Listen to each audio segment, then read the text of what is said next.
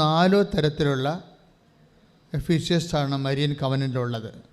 Y we prefer the Marian covenant? നമ്മുടെ ഒരു ജീവിതത്തിൻ്റെ ക്രൈസിസ് ടൈമിൽ എന്തുകൊണ്ട് നമ്മൾ മരിയൻ കവനൻറ്റ് പ്രിഫർ ചെയ്യുന്നു? അതിൻ്റെ ഒരു കാരണം ഇതിൻ്റെ കണ്ടൻറ്റ് വൈസ്, ഒന്ന്, ഇത് മറ്റ് പ്രാർത്ഥനകൾക്ക് ഇല്ലാത്ത വിധത്തിലുള്ള ടൈം ഷോർട്ടനിങ് സംഭവിക്കുന്നു എന്നുള്ളതാണ് ഇതിൻ്റെ ഒരു കാര്യം. ഇതിൻ്റെ ഒരു പ്രത്യേകത, ഈ ദിവസങ്ങളിൽ വരുന്ന ഏറ്റവും നല്ല സാക്ഷ്യം അലക്സ് ജോസഫിൻ്റെയും ധന്യയുടെയും സാക്ഷ്യമാണ്. അലക്സ് ജോസഫിൻ്റെ ധന്യയുടെ സാക്ഷ്യം, ആ കുട്ടിക്ക് മൈലോ ലുക്കീമിയ എന്ന് വെച്ച് കഴിഞ്ഞാൽ മുതിർന്നവർക്ക്, കൊച്ചിന് 4 വയസ്സേ ഉള്ളൂ, പക്ഷേ കുട്ടിക്ക് വന്നിരിക്കുന്ന രക്താർബുദം എന്ന് പറയുന്നത് ഒരു പ്രായമായവർക്ക് വരുന്ന രക്താർബുദമാണ്. അപ്പോൾ സ്വാഭാവികമായിട്ട് റിക്കവറി റേറ്റ് ഒരു 50% ഉള്ളൂ. 50% മാത്രമേ അത് രക്ഷപ്പെടാനുള്ള സാഹചര്യങ്ങളുള്ളൂ. അപ്പോഴിങ്ങനെ വളരെ തുള്ളിക്കളിച്ച് നടന്ന കുഞ്ഞിനെ ഇവർ തിയേറ്ററിൽ നിന്ന് ഇങ്ങനെ പൊതിഞ്ഞ് കൊണ്ടുവരുമ്പോൾ ഈ അമ്മ വല്ലാണ്ടാകും ശരിക്കും. ഫസ്റ്റ് നമ്മൾ പെട്ടെന്നല്ലേ നമ്മുടെ മനസ്സിൻ്റെ വികാരമണ്ഡലത്തിൽ പെട്ടെന്നൊരു ലിഫ്റ്റിംഗ് വരികയല്ലേ, എന്ന് വെച്ച് കഴിഞ്ഞാൽ ഒരു ഡിപ്രഷനിലേക്ക് വരും. ഇത് അവരതിനോട് പ്രതികരിക്കുന്നത്, ഡോക്ടർ പറയണത് 50% സാധ്യതയുള്ളൂ എന്ന് ഡോക്ടർ പറയുമ്പോൾ എനിക്കിതൊന്നും മനസ്സിലാവുന്നില്ല എന്നാണ് പറയണത്. എനിക്കിതൊന്നും മനസ്സിലാവുന്നില്ല എന്നിട്ട് പറഞ്ഞിട്ട് അവരുടനെ പറയും, ദൈവം എനിക്കത് മനസ്സിലാക്കാൻ അനുവദിക്കുന്നില്ല. അത് നമ്മൾ we are searching after a covenant experience.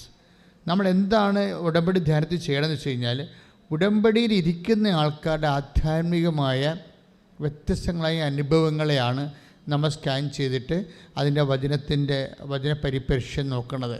വചനത്തിൻ്റെ എവിടെയാണ് ആ വചനം, ഏത് വചനം അനുസരിച്ചാണ് അവർക്ക് ആ പർട്ടിക്കുലർ എക്സ്പീരിയൻസ് ഉണ്ടായതെന്ന് നോക്കുകയാണ്. ഇത് വളരെ ശ്രദ്ധാപൂർവം പോകേണ്ട കാര്യങ്ങളാണ്. കാര്യം അവർ ആദ്യമേ പറയുന്നുണ്ട്, ഞങ്ങൾ രണ്ടുപേരും ഭാര്യയും ഭർത്താവും എൻജിനീയേഴ്സാണ്, അവർ എഡ്യൂക്കേറ്റഡാണ് ശരിക്കും. അപ്പോൾ എഡ്യൂക്കേറ്റഡ് ആയിട്ടുള്ള ആൾക്കാർ കവനൻ്റ് എടുക്കുമ്പോൾ ആ കവനൻ്റ് വയസ്സിൽ വളരെ ബുദ്ധിപൂർവമാണ് അവരതിൻ്റെ അകത്ത് ഇൻവെസ്റ്റ് ചെയ്യേണ്ടത്. ഒരു പക്ഷേ നമുക്ക് ബുദ്ധിപൂർവം നിക്ഷേപിക്കേണ്ട, വിശ്വാസം നിക്ഷേപിക്കേണ്ട ഒരിടമാണിത്. വൈകാരികമായിട്ടല്ലെന്നതിൻ്റെ അർത്ഥം, മനസ്സിലായില്ലേ? നമ്മൾ മറ്റൊരു വേറെ ഏതെങ്കിലും പ്രാർത്ഥനാ രൂപമാകുമ്പോൾ അതിനകത്ത് കുറച്ച് വൈകാരിക അംശങ്ങളുണ്ട്. ഉടമ്പടിയിൽ ഒരു വൈകാരിക അംശമില്ല, എല്ലാം ഇൻ്റലക്ച്വലായിട്ടുള്ള അംശങ്ങളാണ് ഉള്ളത്.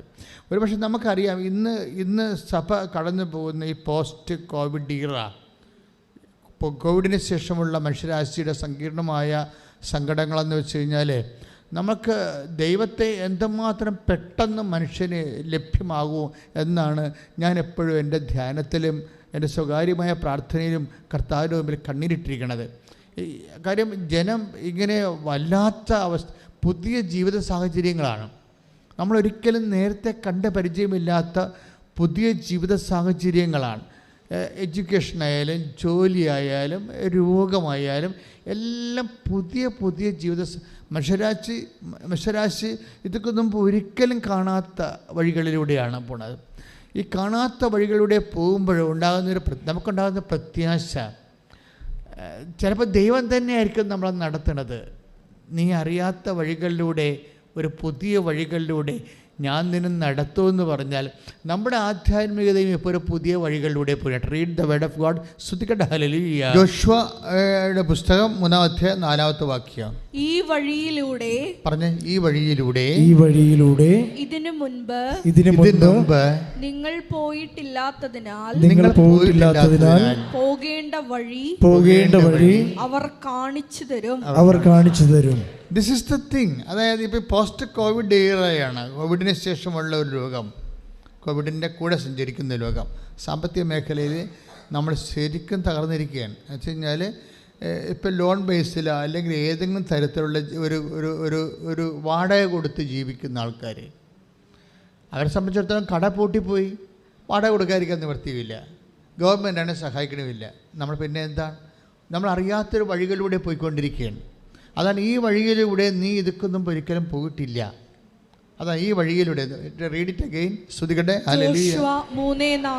ജോഷുവ 3:4. ഈ വഴിയിലൂടെ ഇതിനു മുൻപ് നിങ്ങൾ പോയിട്ടില്ലാത്തതിനാൽ പോകേണ്ട വഴി അവർ കാണിച്ചു തരും.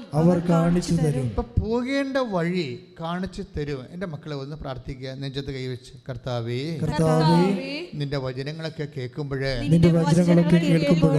നീ ഉദ്ദേശിക്കുന്ന രീതിയിൽ അതിനെ വിശ്വസിക്കാൻ എന്നെ അഭിഷേകം ചെയ്യണം. പരിശുദ്ധ പരമ ദിവ്യകാരുണ്യത്തിന് നിങ്ങൾ ഓർക്കുക, ആരാധന കൂടുമ്പോൾ നമ്മൾ ആരാധനയിലൂടെ പോവുകയാണ്. അപ്പോൾ ഇതിൻ്റെ ഓരോ പ്രകരണങ്ങളെയും വിശ്വാസം കൊണ്ടും പ്രത്യാശ കൊണ്ടും ദൈവസ്നേഹം കൊണ്ടും ഇട്ടിച്ചിരുത്തി പ്രഖ്യാപിക്കണം. അപ്പോഴാണ് ദൈവശക്തി. നമുക്കറിയാം, വിശ്വാസത്തിൻ്റെ ഒരു ആക്ടിവേഷൻ എന്ന് പറയുന്നത് ഒരു പ്രഖ്യാപനമാണ്. വിശ്വാസം ഒരു പ്രാർത്ഥനയല്ല. പലപ്പോഴും ഞാൻ നിങ്ങളുടെ മുമ്പിൽ പറയുന്ന 2 കാര്യങ്ങളുണ്ട് നിങ്ങൾക്ക് തരുന്നത്.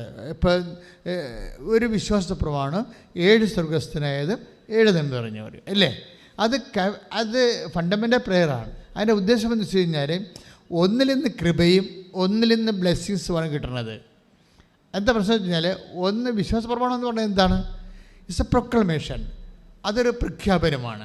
പ്രഖ്യാപനത്തിലൂടെ it is not a prayer. വിശ്വാസ പ്രമാണം ഒരു പ്രെയർ അല്ല. അതിൻ്റെ കണ്ടൻറ്റ് വൈസ് നിങ്ങൾ കാര്യങ്ങൾ മനസ്സിലാക്കിയിട്ട് ബോധപൂർവം ബുദ്ധി കൊണ്ട് കാര്യങ്ങൾ മനസ്സിലാക്കിയിട്ട് we believe in one God, the father almighty, the creator of heaven and earth.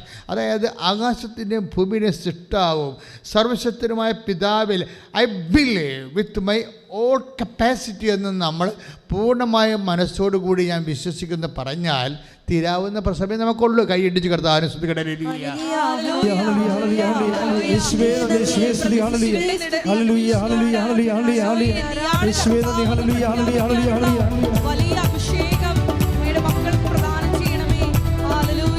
നമ്മൾ പ്രാർത്ഥനയായിട്ടാണ് വരണത്. ദാറ്റ് നിങ്ങളത് പ്രാർത്ഥനയായിട്ട് കാണുന്നു. It's not a prayer. വിശ്വാസ പ്രമാണം പ്രഖ്യാപിക്കുകയാണ് ചെയ്യണത്. മനസ്സിലായില്ലേ? വിശ്വാസ പ്രമാണം പ്രഖ്യാപിക്കുകയാണ് ചെയ്യണത്. ദാറ്റ് മീൻസ് വിശ്വാസ പ്രമാണത്തിൻ്റെ ഓരോ കാര്യങ്ങളും നമ്മൾ വിശ്വസിച്ചിട്ട് എന്താണ്, യേശു കർത്താവാണെന്ന് അധരം കൊണ്ട് ഏറ്റുപറയുന്നു. അതാണ് വിഷയം. അധരം കൊണ്ട് ഏറ്റുപറയുന്നത് ഒരു പ്രഖ്യാപനമാണ്. അത് വിശ്വാസ പ്രമാണമാകുമ്പോൾ പ്രഖ്യാപനമാകും. സ്വർഗസ്ഥനായ പിതാവ് പ്രാർത്ഥനയാകുമ്പോൾ അത് പ്രാർത്ഥനയായിട്ട് വരും. രണ്ടും ഡിഫക്റ്റാണ്. വിശ്വാസ പ്രമാണത്തിൽ നമുക്ക് ശക്തിയാണ് ലഭിക്കുന്നത്. മനസ്സിലായില്ലേ? ഇത് നമ്മൾ തിരിച്ചറിയണം. വിശ്വാസ പ്രമാണത്തിൽ നിന്നാണ് നമ്മൾ ഇതിൻ്റെ അകത്ത് ഡിറൈവ് ചെയ്യണത് പവർ ഓഫ് ഗോഡാണ്. അപ്പം നിങ്ങൾ ബലഹീനമായിരിക്കുന്ന സാഹചര്യങ്ങളിൽ പ്രാർത്ഥിക്കേണ്ടത് വിശ്വാസ പ്രമാണമാണ്. മനസ്സിലായില്ലേ? വ്യത്യാസമുണ്ട്. ഇപ്പം നിങ്ങൾ ഇരുട്ടിലൂടെ പോകുന്നു, ഒറ്റയ്ക്ക് പോകുന്നു, നിങ്ങളെപ്പോഴും അപ്പോൾ പ്രാർത്ഥിക്കുന്നത് എന്താണ്? വിശ്വാസ പ്രമാണം പ്രാർത്ഥിക്കുന്നത്. കാര്യം എല്ലാ പവർ യേശു കർത്താവാണെന്ന് അധരം കൊണ്ട് പ്രഖ്യാപിക്കുന്നവൻ്റെ ബൃഹത്തായ ഫോമാണ് വിശ്വാസ പ്രമാണം. ഇത് പ്രഖ്യാപിക്കുന്ന വി വിൽ ബി എംപവേർഡ്. നമ്മൾ ഉടനെ ശക്തി ധരിക്കുകയാണ് ചെയ്യണത്. ഒന്ന് പ്രാർത്ഥിച്ച മക്കളെ. കർത്താവായ ദൈവമേ, വിശ്വാസ പ്രമാണത്തിലുള്ള ആന്തരിക വിശ്വാസം വെളിപാട് സത്യങ്ങളെ വിശ്വസിക്കാനുള്ള അർത്ഥമറിഞ്ഞ് പ്രഖ്യാപിക്കാനുള്ള അരൂപിയാൽ എന്നെ അഭിഷേകം ചെയ്യണം. അതിലൂടെ നമുക്ക് കൃപയാണ് നമ്മൾ ടാപ്പ് ചെയ്യുന്നത്. കൃപയാണ് നമ്മൾ ആർജിക്കുന്നത്. കൃപ ദൈവത്തിൻ്റെ ശക്തിയാണ്. ബലഹീനമായ സാഹചര്യങ്ങളാണ് കൃപ ടാപ്പാകുന്നത്. മനസ്സിലായില്ലേ? അതാണ് വിശ്വാസ പ്രമാണം പ്രയാസമുള്ള സമയത്ത് ചെല്ലണമെന്ന് പറഞ്ഞതിൻ്റെ കാരണം. എന്താണ് കാര്യം? 2 കൊരിന്ത്യർ 12:9 ബലഹീനതയിലാണ് ദൈവത്തിൻ്റെ ശക്തി പ്രവർത്തിക്കുന്നത്. ഒന്ന് പറഞ്ഞേ, ബലഹീനതയിലാണ് ദൈവത്തിൻ്റെ ശക്തി പ്രവർത്തിക്കുന്നത്. അപ്പം ഞാൻ ബലഹീനനായിരിക്കുമ്പോഴാണ് ഞാൻ ശക്തനായിരിക്കണമെന്ന് അതിൻ്റെ അടുത്ത വചനമാണ്. അപ്പോൾ ബലഹീനനാകുന്ന സാഹചര്യങ്ങളുണ്ട്. മനുഷ്യൻ്റെ ജീവിതത്തിൻ്റെ ഏറ്റവും ബലം അങ്ങ് പോണ സാഹചര്യങ്ങളുണ്ട് ഇല്ലേ? ബലം പോകുന്ന സാഹചര്യങ്ങളില്ലേ? ഇപ്പം ജപ്തി നടപടി, പെട്ടെന്ന് ഒരു ജപ്തി നടപടി വന്നെന്ന് വിചാരിച്ചു, അല്ലെങ്കിൽ നിങ്ങൾക്ക് എന്തെങ്കിലും തരത്തിലൊരു മെഡിക്കൽ പ്രോബ്ലം ഉണ്ടായെന്ന് വിചാരിച്ചോ, പെട്ടെന്ന് നിങ്ങൾ ബലഹീനമായി പോകും. പക്ഷെ ആ സമയത്ത് ഓട്ടോമാറ്റിക്കലായിട്ട് വിശ്വാസ പ്രമാണം വരണം. മനസ്സിലായില്ലേ? ഓട്ടോമാറ്റിക്കായിട്ട് വരണം. ഇപ്പം നിങ്ങളുടെ കുഞ്ഞിന് സിക്കാണ്, ഇപ്പോൾ കണ്ട കുഞ്ഞിന് സിക്കാണെന്ന് പറഞ്ഞപ്പോൾ ഇപ്പോഴത്തെ മനുഷ്യൻ്റെയൊക്കെ അവസ്ഥ എന്താണെന്ന് വെച്ച് കഴിഞ്ഞാൽ ഈ പ്രത്യക്ഷീകരണ പ്രാർത്ഥന എല്ലാവരുടെ മനസ്സിലും ഇങ്ങനെ പതിനായിരക്കണക്കിന് മനുഷ്യരുടെ മനസ്സിൽ പ്രത്യക്ഷീകരണ പ്രാർത്ഥന കിടക്കുകയാണ്. അതുകൊണ്ട് ഐസിയുവിലും വെന്റിലേറ്ററിലും ഒക്കെ അതിൻ്റെ അരികിൽ ഇരുന്നുകൊണ്ടൊക്കെ ഈ പ്രത്യക്ഷ പ്രാർത്ഥന ചെല്ലണ മനുഷ്യരുടെ അനുഭവങ്ങൾ എല്ലാ ദിവസവും നമുക്ക് എല്ലാ ദിവസവും കേൾക്കുന്നുണ്ട്, എല്ലാ ദിവസവും ഒന്നൊക്കെ കേൾക്കുന്നുണ്ട്. ദാറ്റ് മീൻസ് ബിഷപ്പ് പ്രത്യക്ഷീകരണ പ്രാർത്ഥനയുടെ ഭാഗം തന്നെയായിട്ടാണ് അതിനെ ഊട്ടി ഉറപ്പിക്കേണ്ട രീതിയിലാണ് വിശ്വാസ പ്രമാണം തിരിച്ച് അതിൻ്റെ കൂടെ ഘടിപ്പിച്ചിരിക്കുന്നത്. അപ്പോൾ നമ്മുടെ എല്ലാം കാൽക്കുലേറ്റഡ് പ്രേയേഴ്സാണ് എല്ലാം വരണത്. അല്ല എന്തെങ്കിലും ഒരു പ്രാർത്ഥന 100,000 പ്രാർത്ഥന വീട്ടിലുള്ളപ്പോൾ പുസ്തകങ്ങളുള്ളപ്പോൾ അതിൻ്റെ അകത്തൊരു പ്രാർത്ഥന അങ്ങനെയല്ല. പ്രാർത്ഥന ചെല്ലുമ്പോൾ ഓരോ സമയത്തും ഓരോ വിഷയത്തിനും എന്താണ് ഉപയോഗിക്കേണ്ടതിനെക്കുറിച്ച് നമുക്കൊരു ഐഡിയ ഉണ്ടാകണം. ഇപ്പോൾ നമ്മൾ സ്വർഗ്ഗസ്ഥനായ പിതാവ് നന്മ അറിഞ്ഞവരെ ചെല്ലുന്നു. അതെന്താണ്? അത് ശക്തിയേക്കാളുപരി ബ്ലെസ്സിങ്സാണ് നമുക്ക് തരണത്. കൺസലേഷൻസ് ഉണ്ടാവും അതിൻ്റെ അകത്ത്, ബ്ലെസ്സിങ്സിൻ്റെ ആശ്വാസങ്ങളും അനുഗ്രഹങ്ങളും. ഈ സ്വർഗ്ഗസ്ഥനായ പിതാവ് എന്ന പ്രാർത്ഥന ചെല്ലുമ്പോൾ സ്വർഗ്ഗസ്ഥനായ പിതാവിനെക്കുറിച്ച് പറയാതിരിക്കുകയാണ് നല്ലത്. എന്തെല്ലാമാണ് അതിൽ നിന്ന് കിട്ടണമെന്ന് നമുക്ക് ഒരു പിടിയുമില്ല. കാര്യം മനുഷ്യനെ അനുഭവിക്കുന്ന ഏറ്റവും വലിയ പ്രശ്നം എന്താണ്? പ്രലോഭനമല്ലേ. പ്രലോഭനം എന്ന് പറയുമ്പോൾ നിങ്ങൾ ഓർക്കും ഇത് ജഡികമായ എന്തെങ്കിലും സംഭവമാണെന്ന്. അല്ലല്ലോ. പ്രലോഭനം സാമ്പത്തികമാകാം, പ്രലോഭനം അധികാരമാകാം, പ്രലോഭനം സ്ഥാനങ്ങൾക്കാകാം, പ്രലോഭനം എന്തിനെക്കുറിച്ചുമാകാം. നമുക്ക് നല്ലത് നമ്മളെ തോന്നിപ്പിക്കുന്ന എല്ലാ സാഹചര്യങ്ങളും, തോന്നിക്കുന്നതല്ല തോന്നിപ്പിക്കുന്ന, നമുക്ക് നല്ലത് നമ്മളെ തോന്നിപ്പിക്കുന്ന എല്ലാ സാഹചര്യങ്ങളും പ്രലോഭനമാണ്. പക്ഷേ പല ആൾക്കാരും ക്ലേശങ്ങളും പീഡകളും അനുഭവിക്കുന്നത് അവരകപ്പെട്ടു പോയ ഈ പ്രലോഭനത്തിൻ്റെ വെളിച്ചത്തിലാണ്.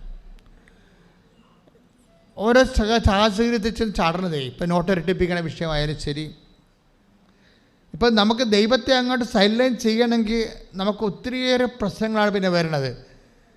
കാര്യം ദൈവത്തെ നമുക്ക് ഓപ്ഷനാണല്ല. ദൈവത്തെ ആശ്രയിക്കുക അല്ലെങ്കിൽ ലോകത്തെ ആശ്രയിക്കുക എന്നുള്ള ഓപ്ഷനിലാണ് നിൽക്കുന്നത്. ഈ ഓപ്ഷനിൽ നിൽക്കുമ്പോൾ ദൈവത്തെ അങ്ങ് സൈലൻസ് ചെയ്യും. കാര്യം ദൈവമായിട്ട് മുന്നോട്ട് പോയാൽ എല്ലായിടത്തും കൂടി പോകാൻ പറ്റത്തില്ല എന്ന് വിചാരിച്ചുകൊണ്ട് ചില സ്ഥലത്ത് ചെല്ലുമ്പോൾ ദൈവത്തിൻ്റെ കയ്യിൽ നിന്ന് വിട്ട് കളയും. അപ്പോൾ പിന്നെ അവർ കള്ളക്കണക്ക് എഴുതുക, തോന്നിവാസം എഴുതുകയൊക്കെ ചെയ്യും. ഓരോ കാര്യങ്ങളൊക്കെ അവർ ചെയ്യും. പിന്നെ അവരെന്ത് വേണമെങ്കിലും ചെയ്യും. അവർ വളയമില്ലാതെ ഒത്തിരി ചാട്ടങ്ങൾ ചാടും. ഈ വളയമില്ലാതെ ചാടുമ്പോൾ ആദ്യത്തെ സെക്ഷനിലൊക്കെ എല്ലാം ഭയങ്കര വിജയമാണ്. സെക്കൻഡ് സെക്ഷനിൽ തളരുമ്പോൾ താങ്ങാൻ അതിൻ്റെ അകത്ത് പ്രൊവിഷനില്ല. അവിടെയാണ് പ്രശ്നം എന്നത്. വിശ്വാസ ജീവിതവും അവിശ്വാസ ജീവിതവും തമ്മിലുള്ള വ്യത്യാസം ഇതാണ്. വിശ്വാസ ജീവിതത്തെ തളർന്ന താങ്ങാൻ ആളുണ്ട്. കാര്യം അതിൻ്റെ അത് പ്രോമിസാണ്, വാഗ്ദാനമാണ്. അവിശ്വാസ ജീവിതത്തെ താങ്ങാൻ ആളില്ല. ഇപ്പം നിങ്ങൾ ദൈവത്തെ മാറ്റി നിർത്തിക്കൊണ്ട് നീ ഇപ്പോൾ കോൺട്രസെപ്ഷൻസ് ഉപയോഗിക്കുന്നു, അല്ലെങ്കിൽ നീ വേറെ എന്തെങ്കിലും അതായത് കർത്താവിൻ്റെ വചനത്തിന് നിരക്കാത്ത രീതിയിലുള്ള എക്സ്ട്രാ ആയിട്ടുള്ള സന്തോഷങ്ങൾക്ക് വേണ്ടിയോ അല്ലെങ്കിൽ ഔന്നത്യത്തിന് വേണ്ടിയോ ആൾക്കാരുടെ മുമ്പിൽ വലിയ പുള്ളിയാകാൻ വേണ്ടിയോ എന്തെങ്കിലുമൊക്കെ ലോകത്തിൻ്റെ നട്ടനടപ്പനുസരിച്ച് കെട്ടിമേച്ചലുകളൊക്കെ എടുത്താലും അപ്പോൾ നിനക്ക് വഴിവിട്ട് പോകുകയോ കിമ്പളങ്ങൾ വാങ്ങിക്കുകയോ അല്ലെങ്കിൽ ആൾക്കാരെ സമ്മർദ്ദത്തിലാക്കിക്കൊണ്ട് അവരുടെ സമ്പത്ത് അടിച്ചു മാറ്റുകയോ അല്ലെങ്കിൽ കൊടുക്കാനുള്ള സമ്പത്ത് അവർക്ക് കൊടുക്കാതിരിക്കുകയും അവരുടെ അല്ലെങ്കിൽ ശേഷിയും കാണിച്ചുകൊണ്ട് മിസ പിരിച്ച് അവരെ അടക്കി ഒതുക്കി നിർത്തിയിട്ട് അവരുടെ വസ്തുവകൾ നീ ഉപയോഗിക്കുകയോ. അപ്പോൾ ദൈവത്തെ മാറ്റി നിർത്തിയ നിനക്ക് എങ്ങനെയും പോകാം. അതാണ് അവിശ്വാസ ജീവിതം എന്ന് പറയണത്. ഈ അവിശ്വാസ ജീവിതത്തിൻ്റെ അകത്തുള്ള പ്രശ്നം തളർന്ന താങ്ങാൻ പ്രൊവിഷനില്ല. അതാണ് വിഷയം. അതുകൊണ്ടാണ് ആ ലൈഫിങ്ങോട്ട്, അതുകൊണ്ടാണ് do not bring us to test എന്ന് പറയുന്ന കാര്യം. അത് ഭയങ്കര സീരിയസ് വിഷയമാണ്. ഞങ്ങളെ പ്രലോഭനത്തിൽ എന്താണ് പറയണത്? ഞങ്ങളെ പ്രലോഭനത്തിൽ ഉൾപ്പെടുത്തരുത്. ഉൾപ്പെടുത്തി കഴിഞ്ഞാൽ പണ്ടാരടങ്ങി പോവും. എന്താ വിഷയം എന്ന് വെച്ച് കഴിഞ്ഞാൽ അവിടെ തളർന്നു പോയാൽ ആദ്യത്തിലേക്ക് വെച്ചടി കയറ്റമാണ് സാധനം ശരിയാണ്. പക്ഷേ എവിടെയെങ്കിലും പോയി കാലൊതിച്ചു പോയാൽ താഴെ നമ്മൾ ഈ സർക്കസ് കാണിക്കുമ്പോൾ താഴെ വല കെട്ടത്തില്ലേ? അവിശ്വാസ ജീവിതത്തിന് വല കെട്ടാൻ ആരുമില്ല, നടുവ് പോയത് തന്നെ. അതാണ് വിഷയം. വിശ്വാസ ജീവിതത്തിൽ വല കെട്ടാൻ ആളുണ്ട്, താഴെ താങ്ങും. നീ തളർന്നാൽ നിന്നെ താങ്ങും. അതെന്ന് വെച്ചാൽ അത് കർത്താവിൻ്റെ പ്രോമിസിൻ്റെ ഭാഗമാട്ടെ. ഇത് വേർഡ് ഓഫ് ഗോഡ്. 29. യെശയ്യാ 40:29. തളർന്നവന് അവിടുന്ന് ബലം നൽകുന്നു, ദുർബലന് ശക്തി പകരുകയും ചെയ്യുന്നു. This is promise. ഇത് വാഗ്ദാനമാണ്. ഇത് വാഗ്ദാനമാണ്. ഇങ്ങനെ അതായത് 8552 വാഗ്ദാനങ്ങളാണ് എല്ലാം ബൈബിളിൽ നിൽക്കുന്നത്. അതിൽ നമ്മുടെ എല്ലാ വിഷയങ്ങളും പെടും. എല്ലാ വിഷയങ്ങളെന്ന് വെച്ച് കഴിഞ്ഞാൽ ഈ ഭൂമിയിൽ മനുഷ്യരാശി എന്നോളം കഴിയുമോ അത്രയും കാലങ്ങളിലുള്ള എല്ലാ വിഷയങ്ങളും, ആഭിമുഖ്യങ്ങളുടെ എല്ലാ വിഷയങ്ങളും അതിൽ പെടും. അതിലെല്ലാം അതിനകത്ത് വാഗ്ദാനങ്ങളുടെ പാക്കേജുണ്ട്. നമ്മളതിൽ വിശ്വസിച്ചാണ് ഇതിനെ നമ്മൾ അനുഭവിച്ച് മാറണത്. ഹെബ്രായർ അതല്ലേ പറയണത്. അവർ കേട്ട വചനം അവർക്ക് പ്രയോജനപ്പെട്ടില്ല. കാരണം എന്താണ്? അവരതിൽ വിശ്വസിച്ചില്ല. 4:2 ശ്രുതികട്ടെ. Hallelujah, hallelujah, hallelujah, hallelujah. യേശുവേ നന്ദി, യേശുവേ സ്തുതി. ഹല്ലേലൂയ. ഹെബ്രായർ 4:2. ഹെബ്രായർ 4:2. എന്നാൽ അവർ കേട്ട വചനം അവർക്ക് പ്രയോജനപ്പെട്ടില്ല. കാരണം അവർ അത് വിശ്വസിച്ചില്ല. എൻ്റെ പൊന്നു മക്കളെ, അതായത് ഈ വചനം ഇപ്പം വിശ്വാസ പ്രമാണമായാലും സ്വർഗസ്ഥനായ പിതാവായാലും വെൻ വി പ്രേ ഇറ്റ്, നമ്മളത് പ്രേയർ ചെയ്യുമ്പോൾ അതിന് മുമ്പ് നമ്മൾ തന്നെ ഒന്ന് ചെക്ക് ചെയ്യണം. ഇപ്പോൾ വിമാനമൊക്കെ പറപ്പിക്കാൻ നേരത്തെ അവർ 1.5 മണിക്കൂർ എൻജിനീയേഴ്സ് വന്ന് ചെക്ക് ചെയ്യത്തില്ലേ? അല്ലേ? വിമാനം പറപ്പിക്കാൻ നേരത്തെ അതിൻ്റെ ഹോൾട്ടിങ് ടൈമിൽ എൻജിനീയേഴ്സ് വന്നിട്ട് എല്ലാ മെഷീൻസും റീചെക്ക് ചെയ്യും. എല്ലാം ചെക്ക് ചെയ്ത് ഓക്കെ ആക്കും. പ്രെയർ ചെയ്യാൻ നേരത്തെ ഒരു പ്രീ ചെക്കിങ് നല്ലതാണ്. പ്രാർത്ഥിക്കുന്ന മുമ്പേ ഒരു ചെക്കിങ് നല്ലതാണ്. വിശ്വാസ പ്രമാണത്തിന് മുമ്പ് ഐ ബിലീവ് ഇൻ ഇറ്റ്, ഞാൻ ഈ പറയുന്ന കാര്യങ്ങൾ യഥാർത്ഥം വിശ്വസിക്കുന്നുണ്ടോ, അല്ലെങ്കിൽ ഇതൊരു യാന്ത്രികമായിട്ടുള്ള മെക്കാനിസമാണോ, വട്ട് ഐ ആം ഡൂയിങ് അതൊരു യാന്ത്രികമായിട്ടുള്ള സംഭവമാണോ, ഞാൻ പ്രാർത്ഥിക്കുന്നു അന്നു വേണ്ട ആഹാരം ഇന്ന് ഞങ്ങൾക്ക് തരണമേ, do I believe in it, ഞാനത് വിശ്വസിക്കുന്നുണ്ടോ, കർത്താവ് എനിക്ക് ഇന്ന് ആഹാരം തരുമോ, എൻ്റെ ജീവിത പ്രശ്നങ്ങളെ പറ്റി. ആഹാരമെന്ന് മീൻസ് അറിയാമല്ലോ, നമ്മൾ പറയുന്ന ഡെയിലി ബ്രെഡ് എന്ന് പറയുന്നത് ബൈബിൾ ബ്രെഡ് എന്നാണ് ഉപയോഗിക്കുന്നത്. എന്തുമാകാം. ചിലപ്പോൾ ബ്രെഡ് നിൻ്റെ വിസയാകാം, മനസ്സിലായില്ലേ? ചിലപ്പോൾ വിസ ഓഫറിങ്, നമ്മുടെ ഓഫർ കൊണ്ട് നമുക്ക് വിസ ഓഫർ ലെറ്റർ വിസ വന്നിട്ടില്ലെന്നായിരിക്കും നമ്മുടെ പ്രശ്നം. അത് ബ്രെഡാണ്. സ്വർഗസ്ഥനായ പിതാവിൻ്റെ അകത്ത് ഇത് പെടുത്തിയിരിക്കുകയാണ്. അപ്പം നമ്മൾ അകത്ത് പെടുത്തിയിരിക്കുമ്പോൾ ഉള്ള സംഭവം എന്താ? ഭരണഘടനയിൽ ഉറപ്പ് വരുത്തി കഴിഞ്ഞാൽ ആ പൗരന് അത് ലഭിക്കാൻ ബാധ്യസ്ഥമാണ്. മനസ്സിലായി? അതിനാണ് കോടതിയൊക്കെ ഇരിക്കണത്. ഭരണഘടനയിൽ ഒരു കാര്യം വിളിച്ച് പറഞ്ഞിട്ടുണ്ടെങ്കിൽ, ഇപ്പം നമ്മുടെ ഇപ്പോൾ ഉദാഹരണം ആർട്ടിക്കിൾ 21 അത് വെച്ച് കഴിഞ്ഞാൽ റൈറ്റ് ടു ലൈഫ്, അത് മാന്യമായി ഇന്ത്യയിൽ ജനിച്ചവന് മാന്യമായി ജീവിക്കാനുള്ള അവകാശം ഭരണഘടന ഉറപ്പ് വരുത്തുന്നുണ്ട്. ഈ പ്രാർത്ഥനയിലുള്ള എല്ലാ പ്രെഡിക്കമെൻറ്റ്സും ഉറപ്പ് വരുത്തലാണ്. അന്നു വേണ്ട ആഹാരം ഉറപ്പ് വരുത്തിക്കൊണ്ടാണ് സ്വർഗസ്ഥനായ പിതാവ് എൻ്റെ പ്രാർത്ഥന ഈശോ ഡിസൈൻ ചെയ്തിരിക്കുന്നത്. കർത്താവിന് കൈയ്യടി കൊടുത്തേ. നമ്മൾ അന്നു വേണ്ട ആഹാരം ഡെയിലി ബ്രെഡ് ഉറപ്പ് വരുത്തുന്നുണ്ട്. അതൊരു പ്രഖ്യാപനമല്ല, പ്രാർത്ഥനയാണ്. പ്രാർത്ഥനയിലൂടെ ലഭിക്കുന്നത് ബ്ലെസ്സിങ്സാണ്. വിശ്വാസപ്രമാണം പ്രഖ്യാപനമാണ്, അതിലൂടെ ലഭിക്കുന്നത് കൃപയാണ്. അതായത് കൃപ ശക്തിയാണ്. ബലഹീനമായ സാഹചര്യങ്ങളിലാണ് അത് അനുവർത്തിക്കേണ്ടത്. ക്ലിയർ അല്ലേ? പോയിൻ്റ് ക്ലിയർ അല്ലേ? അപ്പം നമ്മൾ ഓരോ കാര്യം ചെയ്യുമ്പോഴും, പ്രത്യേകിച്ച് ഉടമ്പടിയോട് ബന്ധപ്പെട്ട കാര്യങ്ങളെല്ലാം മാത്തമാറ്റിക്കലായിട്ട് ഒരു ബൈബിൾ ഗണിതപ്രകാരം പോകുന്ന കാര്യങ്ങളാണ്. അതായത് അതിൻ്റെ അകത്ത് A+2 2+2 എന്ന് വെച്ചാൽ 4 ആണ്. ആ രീതിയിലാണ് അത് പോണത്. അതുകൊണ്ട് തന്നെ നിങ്ങൾ ഇൻ്റലിജൻ്റ് ആയിട്ടുള്ള ഒരു അപ്രോച്ചാണ് ഇതിന് വേണ്ടി വരുന്നത്. ഇപ്പോൾ എന്നാ പറഞ്ഞിരിക്കുന്നത്? ഭരണഘടനയിലെ അവകാശം, പൗരൻ്റെ അവകാശം ഉൾപ്പെടുത്തിയിരിക്കുന്ന പോലെയാണ് സ്വർഗീയ പൗരനാണ് നമ്മൾ. നമ്മുടെ പൗരത്വം സ്വർഗത്തിലാണ്. Take the word of God. സ്തുതിക്കട്ടെ. Hallelujah, hallelujah, hallelujah, hallelujah, hallelujah, hallelujah. യേശുവേ നന്ദി, യേശുവേ സ്തുതി, യേശുവേ ആരാധന, ആരാധന, ആരാധന, ആരാധന. ഹല്ലേലൂയ.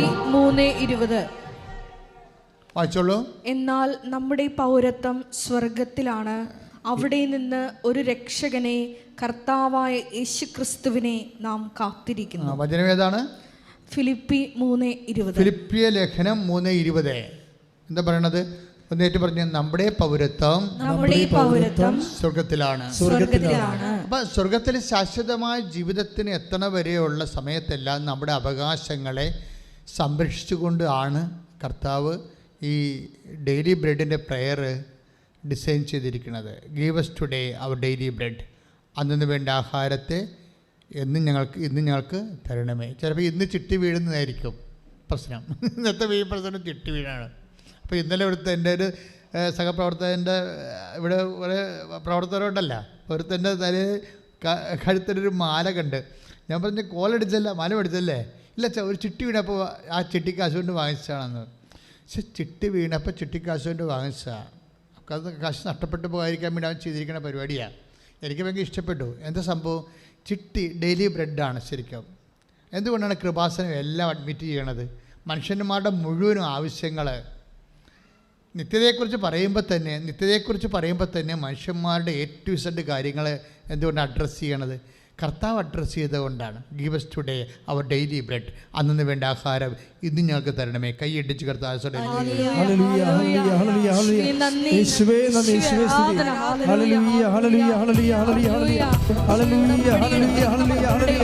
എല്ലാ ഭൗതിക വിഷയങ്ങളുടെ മേലും പരിശുദ്ധ അമ്മയുടെ വലിയ ഇടപെടലുണ്ടാകുവാൻ. ചതിക്കുഴിയുണ്ടേ, അത് നമ്മൾ ശ്രദ്ധിക്കണം. വഴികളിൽ പോകുമ്പോൾ ചില ആൾക്കാർ ഈ ഡെയിലി ബ്രെഡിൽ മാത്രം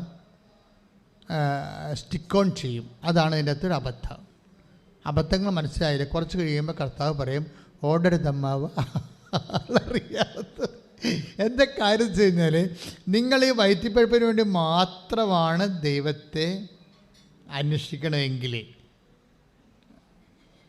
ദൈവം രണ്ട് സംഭവമാണ് പറയുന്നത്: ഭാഗ്യവും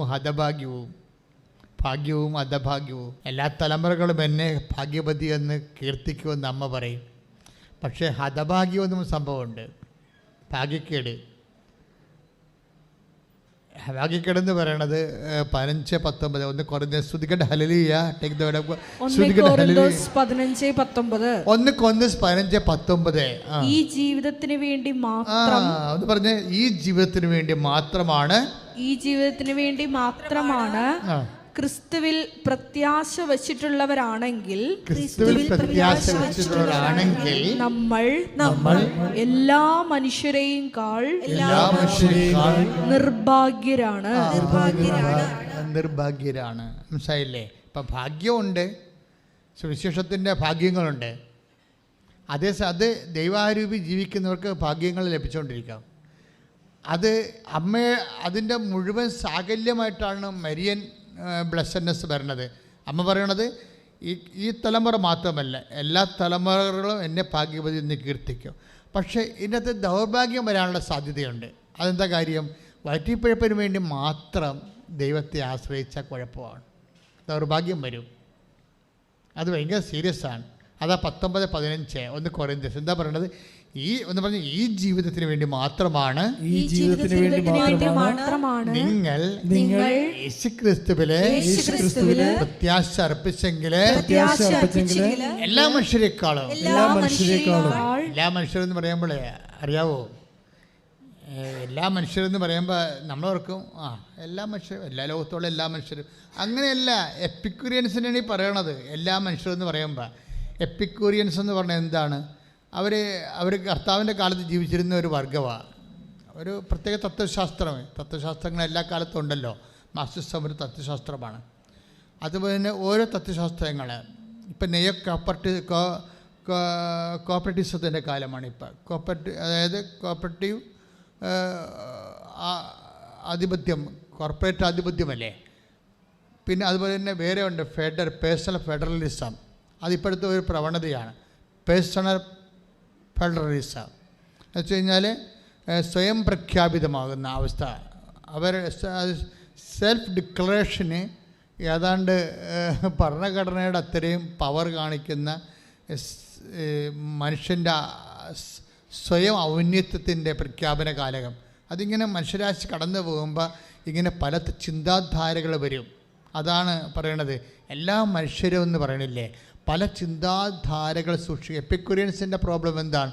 ബൈബിൾ കാലത്തിൽ എപ്പിക്യൂരിയൻസിൻ്റെ പ്രോബ്ലം ഇന്ത്യയിലുണ്ടായിരുന്ന ചാർവാകൻസ്, അത് അതേ കാലത്തിലുണ്ടായി. അവർ പറയണത് എന്താണ്? Yesterday is dead and gone. ഇന്നലകളിങ്ങനെ അസ്തമിച്ചു പോയി, നമുക്കതിനെക്കുറിച്ചൊന്നും അറിയത്തില്ല, ഇനി തിരിച്ചു വരത്തില്ല. Tomorrow is uncertain. നാളെ ഉണ്ടോ ഇല്ലയോ, നമ്മൾ ജീവിച്ചിരിക്കുമോ, I don't know, we don't know, അറിയത്തില്ലെന്ന് പറയും. പിന്നെ എന്താണ്? Today is ours, so let's make merry. അതായത് തിന്നും കുടിച്ചും DJ പാർട്ടി നടത്തി ഈ ജീവിതം ആസ്വദിക്കാമെന്ന് പറയുന്ന, അതാണ് അതാണ് മനുഷ്യൻ്റെ. ചില മനുഷ്യരുണ്ടല്ലേ, ആ രീതിയിലുള്ള മനുഷ്യരുണ്ട്. എവിടെ പോയാലും അവർക്ക് അമ്യൂസ്മെൻ്റാണ് അവരുടെ വലിയ ജീവിത ലക്ഷ്യമെന്ന് പറയണത്. അമ്യൂസ്മെൻറ്റ് അതൊരു പ്രത്യേക വർഗം മനുഷ്യരാണ്. അതൊരു വിസറട്ടോണിക് എൻഡോമോർഫ് എന്ന് പറയും. എന്ന് വെച്ച് കഴിഞ്ഞാൽ അത് അവരുടെ ഫീച്ചേഴ്സൊക്കെ പറഞ്ഞാൽ നിങ്ങൾ തെറ്റിദ്ധരിക്കും, ഞാൻ പറയത്തില്ല. അതൊരു സൈക്കോളജിക്കൽ അനാട്ടമിയാണ്. എന്ന് വെച്ച് കഴിഞ്ഞാൽ അതിൻ്റെ ഫീച്ചേഴ്സ് വിസറട്ടോണിക് എൻഡോമോർഫ്. വ്യക്തിയെ കാണുമ്പോൾ അറിയാം ഇയാൾ ഏത് സ്റ്റേച്ചറിലുള്ളതാണ്. ചില ആൾക്കാർ എല്ലായിടത്തും അടിയന്തരമുള്ള സ്ഥലങ്ങളിലെല്ലാം പോകും. എല്ലാ അമ്യൂസ്മെൻറ്റ് സംഭവങ്ങളും അതുപോലെ പാർട്ടികളൊക്കെ ഉള്ള സ്ഥലത്തൊക്കെ എല്ലാം പോയി എവിടെയെങ്കിലും അതൊന്നും മിസ് ചെയ്യത്തില്ല. അവരെ സംബന്ധിച്ചിടത്തോളം അങ്ങനെ ഒരു സദ്യയിൽ നിന്ന് മറ്റൊരു സദ്യയിലേക്ക് അവർ പോകും. ഈ എപ്പിക്യൂരിയൻസ് ചെയ്യണത് എന്താണ്? അവർ മുക്കുമുട്ട കഴിച്ചിട്ട് പിന്നെ കൈയിട്ട് ഛർദ്ദിച്ച് കളഞ്ഞിട്ട് പിന്നെയും കഴിക്കും. C what's the people. അത് ചിന്തിച്ച് നോക്കി, കർത്താവിൻ്റെ കാലത്തുണ്ടായിരുന്നൊരു വർഗ്ഗമാണ്. അങ്ങനെ കാണിക്കുന്നില്ലെങ്കിൽ ഇന്നും ആ ടൈപ്പ് ഉണ്ടാവും. തീറ്റിപ്പണ്ടാരങ്ങളും അതുപോലെയുള്ള ആൾക്കാരുണ്ട്. ഭക്ഷണത്തിന് അമിത പ്രാധാന്യം, സൗന്ദര്യത്തിന് അമിത പ്രാധാന്യം, അതുപോലെ തന്നെ സെക്സിന് അമിത പ്രാധാന്യം. അതായത് ഒരു ലെവൽ വിട്ട് പ്രാധാന്യം കൊടുക്കുന്ന ആൾക്കാർ, അതാണ് എല്ലാ മനുഷ്യരെക്കാളും. അതാണ് വിഷയം. നിങ്ങൾ യേശുക്രിസ്തുവിൽ, അതായത് take the word of read the word of God again. ശ്രദ്ധിക്കട്ടെ. Hallelujah hallelujah hallelujah hallelujah hallelujah. യേശുവേ നന്ദി, യേശുവേ സ്തുതി. Hallelujah hallelujah hallelujah. യേശുവേ നന്ദി, യേശുവേ ആരാധന ആരാധന. 1 കൊരിന്തോസ് 15:19 ഈ ജീവിതത്തിന് വേണ്ടി മാത്രം ക്രിസ്തുവിൽ പ്രത്യാശ വച്ചിട്ടുള്ളവരാണെങ്കിൽ നമ്മൾ എല്ലാ മനുഷ്യരെയും നിർഭാഗ്യരാണ്. വായി കൈയിട്ട് ഛർദ്ദിക്കണ പണ്ടാരങ്ങളില്ലേ, അവരെക്കാളും ഗതികെട്ടവരാണെന്ന് പറഞ്ഞുകൊണ്ട് വരുന്നത്. മനസ്സിലായില്ലേ? എപ്പിക്യൂരിയൻസിനേക്കാൾ ഗതികെട്ടവരാണ് നമ്മളന്ന്. ഈ ജീവിതത്തിന് വേണ്ടി മാത്രമാണ് നിങ്ങൾ യേശുക്രിസ്തു പ്രത്യാശ അർപ്പിച്ചെങ്കിലേ നിങ്ങൾ എപ്പിക്യൂരിയൻസിനേക്കാൾ ഗതികെട്ടവരാണെന്ന്. അപ്പോൾ അതൊക്കെ എന്തുമാത്രം ഭാഗ്യക്കേടാ വരേണ്ടത്. അപ്പോഴെന്താ നമ്മൾ യേശുക്രിസ്തു പ്രത്യാശ അർപ്പിക്കണത്? ഈ ജീവിതത്തിന് വേണ്ടി മാത്രമല്ല, പിന്നെന്താണ്? നിത്യതയ്ക്ക് വേണ്ടി കൂടിയാണ്. അതുകൊണ്ട് എന്താ സംഭവിക്കണമെന്ന് വെച്ച് കഴിഞ്ഞാൽ നിത്യതയ്ക്കുള്ള നിക്ഷേപങ്ങൾ വേണം. നിത്യതയുടെ നിക്ഷേപങ്ങൾ. ഞാൻ എപ്പോഴും എൻ്റെ സഹോദരനോട് പറയണത്, എൻ്റെ മക്കളെ, എന്തെങ്കിലും പ്രാർത്ഥന ഞാൻ നിങ്ങളോട് പറയാമോ? രഹസ്യമാണ്, പറയാമോ എന്ന് എനിക്കറിയത്തില്ല. എൻ്റെ മനസ്സിലിരിപ്പാണ്, ഗുണമാണോ ദോഷമാണോ എന്നറിയത്തില്ല. എന്ത് സംഭവം എന്നറിയാമോ? എൻ്റെ മനസ്സിലിരിപ്പ് എപ്പോഴും പറയണത്, ഒരു 10 കാര്യം ദൈവത്തോട് നമ്മൾ ചോദിച്ചാൽ 5 കാര്യം കിട്ടരുതെന്നുള്ള ആഗ്രഹക്കാരനാണ് ഞാൻ. നിങ്ങളിത് പറഞ്ഞാൽ നിങ്ങളോടൊപ്പം എടുക്കത്തില്ല. പക്ഷേ എൻ്റെ മനസ്സിരിപ്പ് ഇതാണ്. എന്താ കാര്യം വെച്ച് കഴിഞ്ഞാൽ 10 കാര്യം നമ്മൾ ദൈവത്തോട് ചോദിച്ചാൽ 5 കാര്യം കിട്ടരുത്. എന്താ കാര്യം എന്നറിയാമോ? കിട്ടാത്ത കാര്യങ്ങൾ നിങ്ങൾക്ക് തോന്നണുണ്ടോ? ഈശോ എന്താ പറഞ്ഞിരിക്കണത്? ചോദിക്കുവിൻ നിങ്ങൾക്ക് ലഭിക്കും. അതാണ് പ്രശ്നം. Take the word of God. ശ്രദ്ധിക്കട്ടെ. Hallelujah hallelujah hallelujah hallelujah hallelujah. യേശുവേ ആരാധന ആരാധന ആരാധന. യേശുവേ നന്ദി, യേശുവേ സ്തുതി. Hallelujah hallelujah. ലൂക്ക 11:9. ലൂക്ക 11:9. ചോദിക്കുവിൻ നിങ്ങൾക്ക് ലഭിക്കും. പറഞ്ഞേ, ചോദിക്കുവിൻ നിങ്ങൾക്ക് ലഭിക്കും. നിങ്ങൾക്ക് ലഭിക്കും. നിങ്ങൾക്ക് ലഭിക്കും. അന്വേഷിക്കുവിൻ നിങ്ങൾ കണ്ടെത്തും. അന്വേഷിക്കുവിൻ നിങ്ങൾ കണ്ടെത്തും. മുട്ടുവിൻ നിങ്ങൾക്ക് തുറന്നു കിട്ടും. മുട്ടുവിൻ നിങ്ങൾക്ക് തുറന്നു കിട്ടും. അപ്പം മുട്ടുവിൻ നിങ്ങൾക്ക് തുറന്നു കിട്ടുമെന്ന് പറഞ്ഞില്ലേ?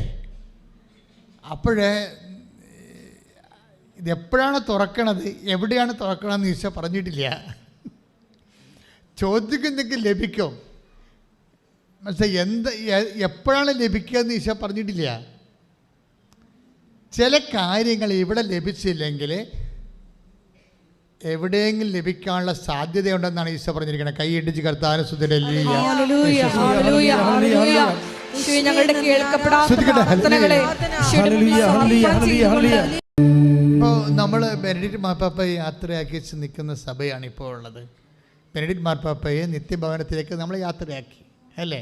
എനിക്കാണെങ്കിൽ ആ ദിവസങ്ങളിലൊക്കെ ഭയങ്കര സന്തോഷമായിരുന്നു. സന്തോഷമെന്ന് വെച്ച് കഴിഞ്ഞാൽ ഈ മനുഷ്യനോട് എനിക്ക് ഭയങ്കര മാനസികമായിട്ട് അടുപ്പമുള്ള ആളായിരുന്നു. ഞാൻ കണ്ടിട്ടില്ല, കേട്ടിട്ടുമില്ല, പക്ഷേ ഇയാളെ ഫോളോ ചെയ്തിട്ടുണ്ട്. രഹസ്യമായി ഈ മനുഷ്യനെ ഞാൻ ഫോളോ ചെയ്യുന്നുണ്ടായിരുന്നു. എന്നും ഈ മനുഷ്യന് വേണ്ടി പ്രാർത്ഥിക്കുന്നുണ്ടായിരുന്നു. പപ്പ രാജിവെച്ചതിനോട് എനിക്ക് ഒരിക്കലും അന്ന് മരിക്കണവരെ ഉൾക്കൊള്ളാൻ പറ്റാവുന്ന ഒരാളാണ്. എന്ന് വെച്ച് കഴിഞ്ഞാൽ സത്യം എന്താണ്, നീതി എന്താണ്, അത് ഒരു കോംപ്രമൈസും ഇല്ലാതെ ഒരു മീഡിയയുടെ മുമ്പിലും ഒരിക്കലും തോക്കാതെ നിന്നൊരു മനുഷ്യനാണ് ഈ ബെനഡിക്ട് മാർപ്പാപ്പ. ബെനഡിക്ട് മാർപ്പാപ്പ ഇപ്പോൾ വല്ലാതെ ഞാൻ അനുസ്മരിച്ചു പോയതാണ്. എന്ന് വെച്ച് കഴിഞ്ഞാൽ അദ്ദേഹം ആ വിശുദ്ധനായ മനുഷ്യൻ കിടക്കുമ്പോൾ എൻ്റെ മനസ്സിൽ വരുന്ന ചിന്ത, പാപ്പ ദൈവത്തോട് ഏറ്റവും അടുത്ത ആളാണ്, സത്യത്തെ തൊട്ടൊരു മനുഷ്യനാണ്.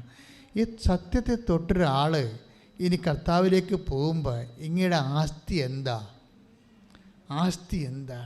ബെനഡിക്ട് മാർപ്പാപ്പ ദൈവത്തോട് ചോദിച്ചിട്ടുള്ള പല കാര്യങ്ങളിലും എന്തെങ്കിലും കാര്യങ്ങൾ ദൈവം ബെനഡിക്ട് മാർപ്പാപ്പയുടെ ജീവിതകാലത്ത് ആ പ്രാർത്ഥനയ്ക്ക് ഉത്തരമായിട്ട് കൊടുത്തിട്ടില്ലെങ്കിൽ ആ കൊടുക്കാത്ത കാര്യങ്ങൾ കൊടുക്കാനുള്ള സമയമാർത്തിലേക്കാണ് പോണത്.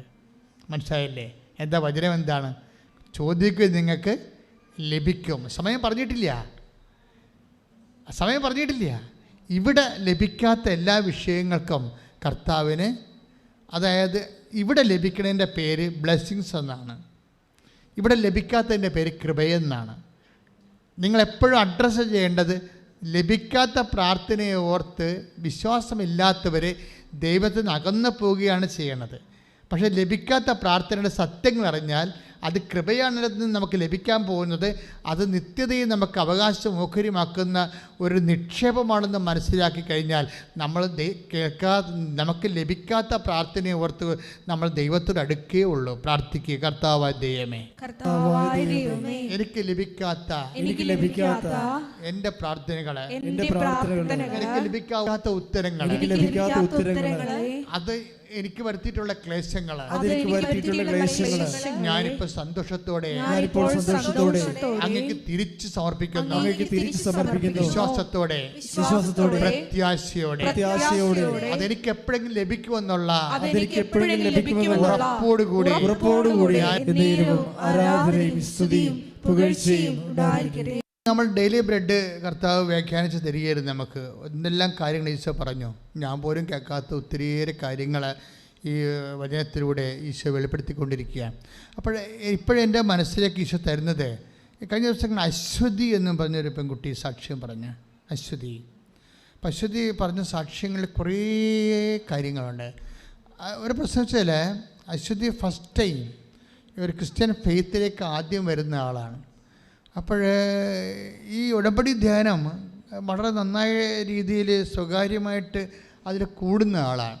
പക്ഷേ അശ്വതി ഒരിക്കൽ അവൾക്ക് മുതുകത്തൊരു മുഴയുണ്ടായി. അപ്പോൾ അത് ക്യാൻസറിലേക്ക് പോകുമോ, ഓപ്പറേഷൻ വേണ്ടി വരുമോ, പിന്നെ ഉണ്ടാകുന്ന അവളുടെ അവസ്ഥ എന്താണ്, ഇങ്ങനെ കുറേ കാര്യങ്ങളെക്കുറിച്ച് കുട്ടി ആകുലയാണ്. അപ്പോൾ അങ്ങനെ ആകുലയായപ്പോൾ ഈ പെട്ടെന്ന് കുറേ സാക്ഷ്യങ്ങൾ നോക്കി മാതാവ്, അവൾ പറയുന്നുണ്ട്, മാതാവ് എന്നെ നയിക്കുകയായിരുന്നു. ഞാനൊരു സ്മാർട്ട് ഫോണൊന്നും വാങ്ങിച്ചിട്ടില്ല. മാതാവിനെക്കുറിച്ച് അറിയണമെന്ന് അറിഞ്ഞപ്പോൾ എനിക്ക് സ്മാർട്ട് ഫോൺ വാങ്ങിക്കാൻ തോന്നി. അങ്ങനെ മാതാവിനെക്കുറിച്ച് അറിയാൻ വേണ്ടിയാണ് ഞാൻ സ്മാർട്ട് ഫോൺ വാങ്ങിച്ചതിന് ശേഷം ഞാൻ പിന്നെ മാതാവിൻ്റെ സാക്ഷ്യങ്ങളെല്ലാം കേട്ടു. അപ്പോഴൊരു സാക്ഷ്യം അച്ഛൻ പറയുന്നുണ്ട്, അതായത് ഒരു ചേച്ചി ഒരു സാക്ഷ്യം പറയുന്നുണ്ട്, അതെനിക്ക് വല്ലാതെ എന്നെ ഹോൾഡ് ചെയ്തു. അതായത് ഒരു കുഞ്ഞ് പങ്ക്രിയാസിൽ ക്യാൻസറുള്ള കുഞ്ഞാണ്. അപ്പോൾ കുഞ്ഞിനെ കോവിഡ് കാലത്ത് ഇവിടെ കൊണ്ടുവന്നായിരുന്നു. നമ്മളാരും അറിഞ്ഞില്ല. അപ്പോൾ ഇവിടുത്തെ അടച്ചിട്ടിരിക്കുകയായിരുന്നു. ഇവിടെ ആൾ നിൽക്കാനൊന്നും പോലീസ് അനുവദിക്കുന്നില്ലായിരുന്നു. ഇപ്പോൾ ആൾക്കാർ തന്നെ പോലീസ് തല്ലിയിട്ടുണ്ട് പല പ്രാവശ്യം. ഇവിടെ വന്ന് ആൾ നമ്മുടെ വാദിക്കെ കൂട്ടം കൂടി നിൽക്കുമ്പോഴേ അങ്ങനെ വലിയ ഭയങ്കര പ്രശ്നങ്ങളൊക്കെ ഉണ്ടായിട്ടുണ്ട്. അപ്പോൾ ആ സമയത്താണ് ഇവർ വരണത്. അപ്പോൾ ഇവിടെ ഇത് തുറക്കാനും പറ്റില്ല, തുറന്നാൽ പ്രോബ്ലമാണ്, പോലീസ് സമ്മതിക്കത്തില്ല. അപ്പോൾ അത്രയും പ്രശ്നമായിട്ട് നിൽക്കുന്ന ഒരു സമയത്ത് ഈ കുഞ്ഞും അമ്മയും കൂടി ഇതിനെ വാദിക്കെ വരും. വാദിക്കെ വന്ന് നിന്നിട്ട് ഈ പാൻക്രിയാസിൽ ക്യാൻസറല്ലേ കുഞ്ഞിന്. അപ്പോൾ കുഞ്ഞ് അമ്മ കൊച്ചിനോട് പറയും, വാവേ അമ്മയോട് പറ ഇനി നമ്മൾ വരണത് സാക്ഷ്യം പറയാനായിരിക്കുമെന്ന് പറഞ്ഞിട്ട് പോകാൻ. കുഞ്ഞ് അതുപോലെ തന്നെ അമ്മയോട് പറഞ്ഞു, അമ്മ ഇനി ഞങ്ങൾ വരണത് സാക്ഷ്യം പറയാനായിരിക്കുമെന്ന്. അത് കറക്റ്റാണ്. ഈ സാക്ഷ്യമാണ് അശ്വതി കേൾക്കണത്. അവൾ തിരിച്ചു വന്ന്, ആ കുഞ്ഞ് തിരിച്ചു വന്ന് സാക്ഷ്യം പറയണത്. അത് ഭയങ്കര ഫീലിംഗാണ് ശരിക്കും പറഞ്ഞാൽ. കാരണം വേറെ ഒരു മെഡിസിൻ ഒന്നും ഇല്ലല്ലോ. അപ്പോൾ അമ്മ കുഞ്ഞിനെ തിരിച്ചു കൊണ്ടുവന്ന് സാക്ഷ്യം പറയാൻ അനുവദിക്കും. അപ്പോൾ കുഞ്ഞ് മിടുക്കിയായി വന്ന് സാക്ഷ്യം പറയും. അപ്പോൾ അതാണ് അശ്വതി കേൾക്കണ സാക്ഷ്യം. അപ്പോൾ അവളുടെ വിശ്വാസം വല്ലാത്ത രീതിയിൽ അങ്ങോട്ട് വളരും. ഈ സാക്ഷ്യങ്ങൾ കേൾക്കണം മക്കളെ. സാക്ഷ്യങ്ങൾ ആണ് ഏറ്റവും കൂടുതൽ കേൾക്കുന്നത്. നമ്മൾ ഏറ്റവും കൂടുതൽ ടോർച്ചർ ചെയ്യപ്പെടുന്ന സാക്ഷ്യങ്ങളാണ്. ഇപ്പോൾ ഒത്തിരി ട്രോളൊക്കെ വരുന്ന സാക്ഷ്യങ്ങളല്ലേ, ട്രോളിങ് വരണം. നമ്മളെന്താ വന്നാൽ അതിൻ്റെ അകത്ത് അധികം ഓവറായിട്ട് ശ്രദ്ധിക്കാത്തതിൻ്റെ കാരണം നമ്മൾ ജനങ്ങൾക്ക് അവരെ കവനൻ്റൽ എക്സ്പീരിയൻസ്, ദൈവം നമുക്കൊരു പുതിയ പ്രാർത്ഥനാ പദ്ധതി തന്നിരിക്കുകയാണ്. അപ്പോൾ അതിൽ നമ്മൾ പഴയ ധ്യാനകേന്ദ്രങ്ങളുള്ള വെള്ളപടി മദ്യപാനം മാറുക, അല്ലെങ്കിൽ അതുപോലെ തന്നെ രോഗസൗഖ്യങ്ങളുണ്ടാകുക മാത്രമല്ല, മനുഷ്യൻ്റെ ആധ്യാത്മികവും ഭൗതികവുമായ സമഗ്രമായ വിഷയങ്ങളാണ് ഉടമ്പടിയിൽ ദൈവം അഡ്രസ്സ് ചെയ്യണത്. അപ്പോൾ പുതിയ വിഷയങ്ങളും പുതിയ അനുഭവങ്ങളും ആയത് കാരണം ജനങ്ങൾക്കൊരു സ്ഥിരം പ്ലാറ്റ്ഫോം നമ്മൾ കൊടുത്തിരിക്കുകയാണ്. എല്ലാ ദിവസവും കയറി ജനങ്ങൾ അവരുടെ ഉടമ്പടി അനുഭവങ്ങൾ പങ്കുവെക്കാൻ. അപ്പോൾ ഓരോരുത്തർ, ചിലർക്ക് നല്ല വിദ്യാഭ്യാസം ഉണ്ടാകും, ചിലർക്ക് അധികം വിദ്യാഭ്യാസം ഉണ്ടാകത്തില്ല. അവരുടെയൊക്കെ സ്റ്റാറ്റസ് അനുസരിച്ചുകൊണ്ട് അവരുടെ എക്സ്പീരിയൻസ് പറയും. നമ്മളതിനെ ഹോണർ ചെയ്യും. പക്ഷേ ചില ആൾക്കാർക്ക് അവർ സാക്ഷ്യം പറയുമ്പോൾ നമ്മൾ അന്ധവിശ്വാസം പ്രചരിപ്പിക്കണമെന്നൊക്കെ തോന്നും. പക്ഷേ നമ്മൾ വിശ്വാസം തന്നെയാണ് പ്രചരിപ്പിക്കുന്നത്. അവരുടെ വിശ്വാസമാണ് പ്രചരിപ്പിക്കുന്നത്. അവർ ആ വിശ്വാസം അപ്ലൈ ചെയ്തപ്പോൾ എന്ത് സംഭവിച്ചു? അവർക്ക് ബുദ്ധിബോധമില്ലാതെ ഇരിക്കാൻ ദൈവത്തെ ബുദ്ധിപരമായിട്ട് മാത്രം കാര്യങ്ങളെ കാണുന്നവർക്ക് മണ്ടത്തരം തോന്നിയവർ. പക്ഷേ ഈ നിഷ്കളങ്കരായ മനുഷ്യർ അവരുടെ ഒരു സങ്കടകാലത്ത് ക്രിസ്തുവിലുള്ള അവരുടെ വിശ്വാസം പ്രഖ്യാപിച്ചപ്പോൾ അവർക്കെന്ത് സംഭവിച്ചു, അവരതെങ്ങനെ പ്രഖ്യാപിച്ചു, അവർക്കെന്ത് സംഭവിച്ചു എന്ന് നമ്മൾ കേൾക്കുമ്പോൾ, ഇപ്പോൾ അശ്വതിയുടെ പ്രശ്നം തന്നെ എന്താണ്? അശ്വതി ഈ ധ്യാനം കൂടിയപ്പോൾ അശ്വതിയോട് ഡേറ്റ് ഇട്ട് പ്രാർത്ഥിക്കാൻ പറയണത് കേട്ടു. അശ്വതിയുടെ പറഞ്ഞതല്ല, പൊതുവെ പറഞ്ഞതാണ് ഡേറ്റ് ഇട്ട് പ്രാർത്ഥിക്കാൻ. ഇപ്പോൾ അശ്വതി ഒരു സെപ്റ്റംബർ 4 എന്ന് പറഞ്ഞ് ഡേറ്റ് ഇട്ട്. എന്താ കാര്യം? പ്രശ്നം എന്താണ്? അവരുടെ മുതുകത്തൊരു കുരുവാണ് പ്രശ്നം. മുതുകത്തൊരു കുരു ഇങ്ങനെ മുഴ വരെ പൊങ്ങുകയാണ്. അപ്പം അത് മാറാൻ വേണ്ടി അശ്വതി ഡേറ്റ് ഇട്ട് പ്രാർത്ഥിക്കാൻ പറഞ്ഞതിൻ്റെ കൂട്ടത്തിൽ അത് കേട്ടിട്ട് അതനുസരിച്ച് ഒരു ഡേറ്റ് ഇട്ട് സെപ്റ്റംബർ 4. അപ്പോൾ സെപ്റ്റംബർ 4 ഡേറ്റ് ഇട്ട് പ്രാർത്ഥിക്കുകയാണ്. അപ്പോൾ ഡേറ്റ് ഇട്ട് പ്രാർത്ഥിക്കുമ്പോൾ പെട്ടെന്ന് അശ്വതി 2 ദിവസം കഴിഞ്ഞപ്പോൾ, അയ്യോ ഡേറ്റ് പെട്ടെന്നായി പോയില്ല, മാതാവിന് കുറച്ച് സമയം കൊടുക്കാമായിരുന്നു. മനസ്സിലായില്ലേ? അത് അവരുടെ നിഷ്കളങ്കതയിലുള്ള ഒരു പകപ്പാണ്. കാര്യം ഇപ്പം ഇത്രയും പെട്ടെന്നൊക്കെ നമ്മൾ ഡേറ്റ് ഇട്ട ഇനി 4 ദിവസമല്ലേ ഉള്ളൂ. ആ 4 ദിവസത്തിനുള്ളിൽ മാതാവിന് ഹെൽപ്പ് ചെയ്യാൻ പറ്റില്ലെങ്കിൽ നമുക്ക് മാതാവിനെ കുറ്റം പറയാൻ പറ്റുമോ? അപ്പോൾ കുറച്ചുകൂടി ഡേറ്റ് മാതാവിന് കൊടുക്കാമായിരുന്നെന്ന് ഇവൾ സ്വയം ചിന്തിക്കുകയാണ്. അവളുടെ ലിറ്ററസി അനുസരിച്ചുകൊണ്ടുള്ള ചിന്താധാരണകളാണ് വരണത്. നമ്മളതിനെല്ലാം മാനിക്കും. അത് പറയുന്നത് അവർ എന്താ പറയണമെന്ന്. പക്ഷേ എന്താ സംഭവിച്ചതെന്ന് വെച്ച് കഴിഞ്ഞാൽ, ഇതിൻ്റെ ഉള്ളിൽ അശ്വതി ഒരു ധ്യാനം കൂടും, ഉടമ്പടി ധ്യാനം കൂടും. ഏത് ധ്യാനം കൂടും? 2017 ധ്യാനം കൂടും. 2017 ധ്യാനം കൂടും. 2017 ധ്യാനം എന്ന് പറയുമ്പോൾ ഇപ്പോൾ എത്ര കൊല്ലമായി? 5 കൊല്ലമായില്ലേ? 5 കൊല്ലം മുമ്പുള്ളൊരു ധ്യാനം കൂടുകയാണ്, ഉടമ്പടി ധ്യാനം കൂടുകയാണ്. കുടുംബം എന്താ പറയണത്? അന്ന് അച്ഛൻ പറയുന്നുണ്ട്, ഇപ്പോഴ് ആരാധനയ്ക്ക് പറയുന്നുണ്ട്, ഇപ്പം മുതുകത്ത് മുഴയുള്ളവരെ കർത്താവ് കാണിക്കുന്നുണ്ട്. അവരാ മുതുകത്തെ മുഴ സമർപ്പിച്ച് പ്രാർത്ഥിച്ച കർത്താവ് ഇപ്പോഴവരെ സുഖപ്പെടുത്തുമെന്ന് പറയാം. അത് 2017 ധ്യാനമാണെന്ന് അശ്വതിക്കറിയാം. അതാ വിഷയം. പണ്ടത്തെ ഒരു ആരാധനയാണ്. പണ്ടത്തെ ആരാധനയിൽ അവളെന്താ ചെയ്യിക്കണത്? ഭൂതകാലത്തെ ഒരു ആരാധനയിൽ അവർ വർത്തമാനകാലത്ത് അവരുടെ വിശ്വാസം ഇൻവെസ്റ്റ് ചെയ്യേ, അതാണ് വിഷയം. എന്നിട്ട് പറയാം, കർത്താവ് ഇത് ഞാനാണെന്ന് ഞാൻ വിശ്വസിക്കണമെന്ന്. അതാണ് അശ്വതി പറയണത്. കർത്താവ് ഈ 2017 ധ്യാനമാണെന്നൊക്കെ എനിക്കറിയാം, പക്ഷേ ഇത് എന്നെക്കുറിച്ചാണ് നീ പറഞ്ഞതെന്ന് ഞാൻ വിശ്വസിക്കുന്നു. ഞാൻ മാതാവിൻ്റെ ഡേറ്റ് ഇട്ടിട്ടുണ്ട് 4-ാം തീയതി സെപ്റ്റംബർ 4.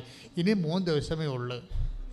ഇതെന്നെക്കുറിച്ചാണ് പറഞ്ഞതെന്ന് ഞാൻ വിശ്വസിച്ചുകൊണ്ട് ഇവളെ ഈ മുഴ ഈശോയ്ക്ക് സമർപ്പിച്ചുകൊണ്ട് ഈ ധ്യാനത്തിൻ്റെ കൂടെ പ്രാർത്ഥിക്കും.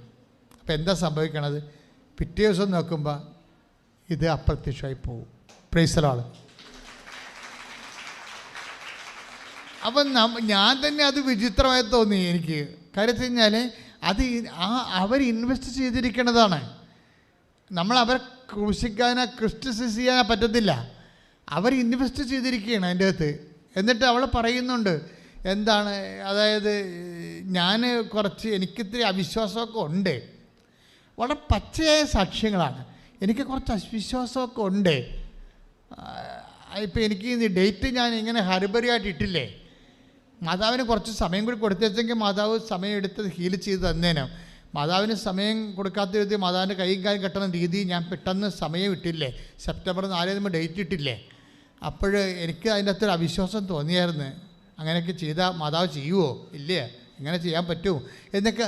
പക്ഷേ എന്നിട്ട് ഇവിടെ പറയും, ഞാൻ അവിശ്വസ്തനായിരിക്കും, അവിശ്വാസിയായിരിക്കുമ്പോഴും ദൈവം വിശ്വസ്തനായിരിക്കും. ഈ വചനം ഇവിടെ നിന്ന് കിട്ടിയ അവൾക്ക്. Take the word of God. സ്തുതിക്കട്ടെ, ഹല്ലേലൂയ. 2 തിമോത്തി സ്തുതിക്കട്ടെ, hallelujah, hallelujah, hallelujah, hallelujah, hallelujah. യേശുവേ നന്ദി, ഹല്ലേലൂയ, ഹല്ലേലൂയ, ഹല്ലേലൂയ. യേശുവേ നന്ദി. 2:13. 2 തിമോത്തി 2:13. നാം അവിശ്വസ്തരായിരുന്നാലും അവൻ വിശ്വസ്തനായിരിക്കും. എന്തെന്നാൽ തന്നെ തന്നെ നിഷേധിക്കുക അവന് സാധ്യമല്ല. അപ്പൊ ഈ 2 തിമോത്തി ആ വേഴ്സ് ഒന്നും പറയുന്നില്ലെങ്കിൽ പോലും അശ്വതി അത് സാക്ഷ്യത്തിൽ പറയുന്നുണ്ട്. എന്താ പറയണത്? എനിക്കിങ്ങനെ അവിശ്വാസം തോന്നിയായിരുന്നു, പക്ഷേ എനിക്ക് പ്രശ്നം തോന്നിയില്ല. കാര്യം എന്താണ്? വചനത്തിലുണ്ടല്ലോ, ഞാൻ അവിശ്വസ്തനായിരുന്നാലും ദൈവം വിശ്വസ്തനായിരിക്കുമെന്ന്. അപ്പോൾ ഈ മനുഷ്യന്മാർ വിശ്വസിക്കുന്ന രീതികളും അവരുടെ ഇൻവെസ്റ്റ്മെൻറ്റ് പ്രോസസ്സിങ് ഭയങ്കരമാണ് ശരിക്കും. അത് നമ്മുടെ ബുദ്ധിക്ക് അതീതമാണ്. കാര്യം ബുദ്ധി ഇവിടെ എന്തുമാത്രം കുറഞ്ഞു വരുന്നു, അതനുസരിച്ച് വിശ്വാസം മൂല്യമുള്ളതായിട്ട് വരും. അന്ധവിശ്വാസമായിട്ട് മാറാനുള്ള സാധ്യതയുണ്ട്, അത് തള്ളിക്കളയുന്നില്ല. പക്ഷേ അതേസമയം തന്നെ അതുകൊണ്ടാണ് നമ്മൾ കുറച്ച് മുൻകരുതലെടുക്കണമെന്ന് പറഞ്ഞതിൻ്റെ കാര്യം. വിശ്വസിക്കാൻ നിനക്ക് അമിതമായി വിശ്വസിക്കുമ്പോൾ അത് അന്ധവിശ്വാസമായി പോകാതിരിക്കാൻ വേണ്ടി അത് സ്വാഭാവികമായൊരു കോമൺ സെൻസ് മനുഷ്യനുണ്ടാകും. കോമൺ സെൻസ് ഉപയോഗിച്ചാൽ മതി, വേറെ പ്രശ്നങ്ങളൊന്നുമില്ല. എക്സ്ട്രാ സെൻസ് ഒന്നും ഉപയോഗിക്കേണ്ട കാര്യമില്ല. ഒരു കോമൺ സെൻസ് ഉപയോഗിച്ചാൽ അമിത വിശ്വാസം അന്ധവിശ്വാസമായി പോകാതിരിക്കാൻ വേണ്ടി നമുക്ക് സെൻസ് ചെയ്യാൻ പറ്റും. പക്ഷേ അശ്വതി പറയുന്നത് കറക്റ്റ് കാര്യമാണ്. എന്താ പറയണത്? എനിക്ക് ഡേറ്റ് ഇട്ടതിൽ മാതാവിനോട് ഹരിബറിയായി ഒരു ഡേറ്റ് ബാർ ചെയ്തതിൽ എനിക്ക് ഒരു വിശ്വാസക്കുറവുണ്ട്. പക്ഷേ എങ്കിലും വചനത്തിലുണ്ടല്ലോ, ഞാൻ അവിശ്വസ്തനായിരുന്നാലും ദൈവം വിശ്വസ്തനായിരിക്കുമല്ലോ. അപ്പോഴേ എന്താ പ്രശ്നം വെച്ച് കഴിഞ്ഞാൽ, ഇക്കാലങ്ങളിലെല്ലാം വചനത്തിൻ്റെ സത്യാവസ്ഥകളെ ആഴമായി മനസ്സിലാക്കിയാണ് മനുഷ്യൻ അവൻ്റെ ജീവിതാനുഭവങ്ങളോട് പ്രതികരിക്കുന്നത്. പ്രത്യേകിച്ച് ഉത്തരവാദിത്തപ്പെട്ടൊരു പ്രതികരണമാണ് ഉടമ്പടിക്കാലത്ത് നമ്മൾക്കുണ്ടാവുന്നത്. എല്ലാവരെയും അങ്ങനെയാണ് പ്രാർത്ഥിക്കുക. കർത്താവായ ദൈവമേ, വചനത്തോട് ഉത്തരവാദിത്തപ്പെട്ട ഒരു പുതിയ സമീപനം ഞങ്ങൾക്ക് നൽകണമേ. സ്വസ്ത്രം, യേശുവേ നന്ദി. എൻ്റെ പ്രിയപ്പെട്ടവരെ, കുറേ കാലം മുമ്പ് എനിക്കാണ് ഒരു വർഷമായി കാണും, ഞാൻ എപ്പോഴും പറയും ടൈം ഷോർട്ടണിങ് എന്ന് പറയും. അപ്പോൾ എനിക്ക് തന്നെ ഒരു ജാള്യത ഉള്ളിൽ തോന്നും. കാര്യം ടൈം ഷോർട്ടണിങ് എന്ന് പരിശുദ്ധാത്മാവ് പറയുന്നതനുസരിച്ച് ഞാൻ പറയും, ഉടമ്പടിയുടെ ഒരു ഇഫക്റ്റ് സമയച്ചുരുക്കമാണ്. എനിക്കത് എവിടെയാണ് ഡിറൈവ് ചെയ്ത് കിട്ടിയെന്ന് ചോദിച്ചു കഴിഞ്ഞാൽ, സമയം ആയിട്ടില്ലെന്ന് ഈശോ പറയുമ്പോൾ മരിയൻ മീഡിയേഷനിലാണ് അമ്മ സമയച്ചുരുക്കം ഉണ്ടാക്കുന്നത്. അവൻ പറയണ പോലെ ചെയ്യാൻ പറയുമ്പോൾ അവൻ പറയണ പോലെ ചെയ്ത് കഴിയുമ്പോൾ ആകാത്ത സമയം ആക്കിയെടുക്കാൻ കഴിയുമെന്നുള്ള വേദപുസ്തകത്തിൻ്റെ ശക്തമായ വെളിപാടിൽ നിന്നാണ് ഞാൻ ടൈം ഷോർട്ടനിങ് കണ്ടുപിടിച്ചതാണോ പരിശുദ്ധാത്മാവ് എന്നെ ചൂണ്ടിക്കാണിച്ചതാണെന്ന് ഇപ്പോഴും ഉറപ്പില്ല. പക്ഷേ എനിക്ക് മനസ്സിലാകുന്ന കാര്യം ഇതൊരു സത്യമാണ്. എന്താണ് സത്യം? there is a phenomena of time shortening in covenant prayer. ഉടമ്പടി പ്രാർത്ഥനയിൽ സമയച്ചുരുക്കത്തിൻ്റെ ഒരു പ്രതിഭാസമുണ്ട്. ഉടമ്പടി പ്രാർത്ഥന നീ ദൈവമായിട്ട് ഉടമ്പടി ചെയ്തിരിക്കുന്ന വിഷയമാണ്. അവിടെ നിനക്ക് ടൈം ഷോർട്ടനിങ് വേണമെന്നുണ്ടെങ്കിൽ ടൈമാണല്ലോ വില്ലൻ. എല്ലാത്തിൻ്റെയും വില്ലൻ ടൈമാണ് അല്ലേ? എല്ലാം ടൈം മാറിപ്പോയാൽ നമ്മുടെ ജീവിതം തന്നെ മാറിപ്പോകും. അപ്പം ടൈം ഇപ്പം നമ്മൾ സമയ ഘടികാരം നെഞ്ചിൽ ചാർത്തിയാണ് പരിശുദ്ധ അമ്മ 2004 പ്രത്യക്ഷപ്പെട്ടത്. ഇപ്പം സമയം കൃപാസന ശുശ്രൂഷകളുടെ കൂടെ അടിസ്ഥാനമായ പ്രമേയമാണ് സമയം. കഴിഞ്ഞുപോയ സമയത്തെ തിരിച്ചെങ്ങനെ കൊണ്ടുവരാൻ കഴിയും? കഴിഞ്ഞ കാലങ്ങളിലെ പ്രവചനങ്ങളെയും എല്ലാം എങ്ങനെയാണ് വർത്തമാന കാലത്ത് അനുഭവിക്കാൻ പറ്റണതെന്നാണ് അശ്വതി വിശ്വാസം കൊണ്ട് തെളിയിച്ചത്. അതുപോലെ തന്നെയാണ് ഈ ധന്യയുടെയും അലക്സ് ജോസഫിൻ്റെയും മകളുടെ മൈലോ ഇതില്ലേ എന്താണ് രക്താർബുദം. ആ രക്താർബുദത്തിൻ്റെ, അതായത് മുതിർന്നവർക്കുണ്ടാകുന്ന രക്താർബുദം, ആ മുതിർന്നവർക്കുണ്ടാകുന്ന രക്താർബുദത്തിന് കുഞ്ഞിനെ ഇനി 50% റിക്കവറി റേറ്റ് ഉള്ളെന്ന് ഡോക്ടർ പറയുമ്പോൾ കുഞ്ഞിന് ചെയ്യേണ്ടി വരുന്ന കീമോ 3000 mg ആണ്. 3000 mg കീമോയാണ്. നമുക്കറിയാവില്ല 600 mg 300 mg എന്നൊക്കെ പറയുമ്പോൾ തന്നെ നേഴ്സുമാർക്ക് പെട്ടെന്ന് തന്നെ പേടിയാവും. അയ്യോ ഇതെന്ത് അസുഖമാണ്, ഇത് കണ്ടിന്യൂ ചെയ്ത് ഇത്രയും കഴിച്ചാൽ എന്ത് ചെയ്യും? അപ്പോൾ 3000 mg കീമോയാണ് കുഞ്ഞിന് കൊടുക്കേണ്ടത്. 8 ദിവസത്തേക്കാണ്. അതിൻ്റെ പെയിൻ എന്ന് പറയണതും ടെമ്പറേച്ചർ എന്ന് പറയുന്നത് സഹിക്കാൻ പറ്റാത്തതാണ്. അങ്ങനെ കൊടുത്താൽ തന്നെയും 3 കൊല്ലം എടുക്കും. ഇത് കീമോ കൊടുത്തിട്ട് ആണ് പിന്നീട് ബോൺ മാരോ ചെയ്യണത്. അമ്മയുടെ മജ്ജ എടുത്തിട്ട് കുഞ്ഞിലേക്ക് കൊടുക്കുന്നു. അത് ഭയങ്കര ഇതെല്ലാം കഴിഞ്ഞിട്ട് കുഞ്ഞ് സർവൈവ് ചെയ്യണം.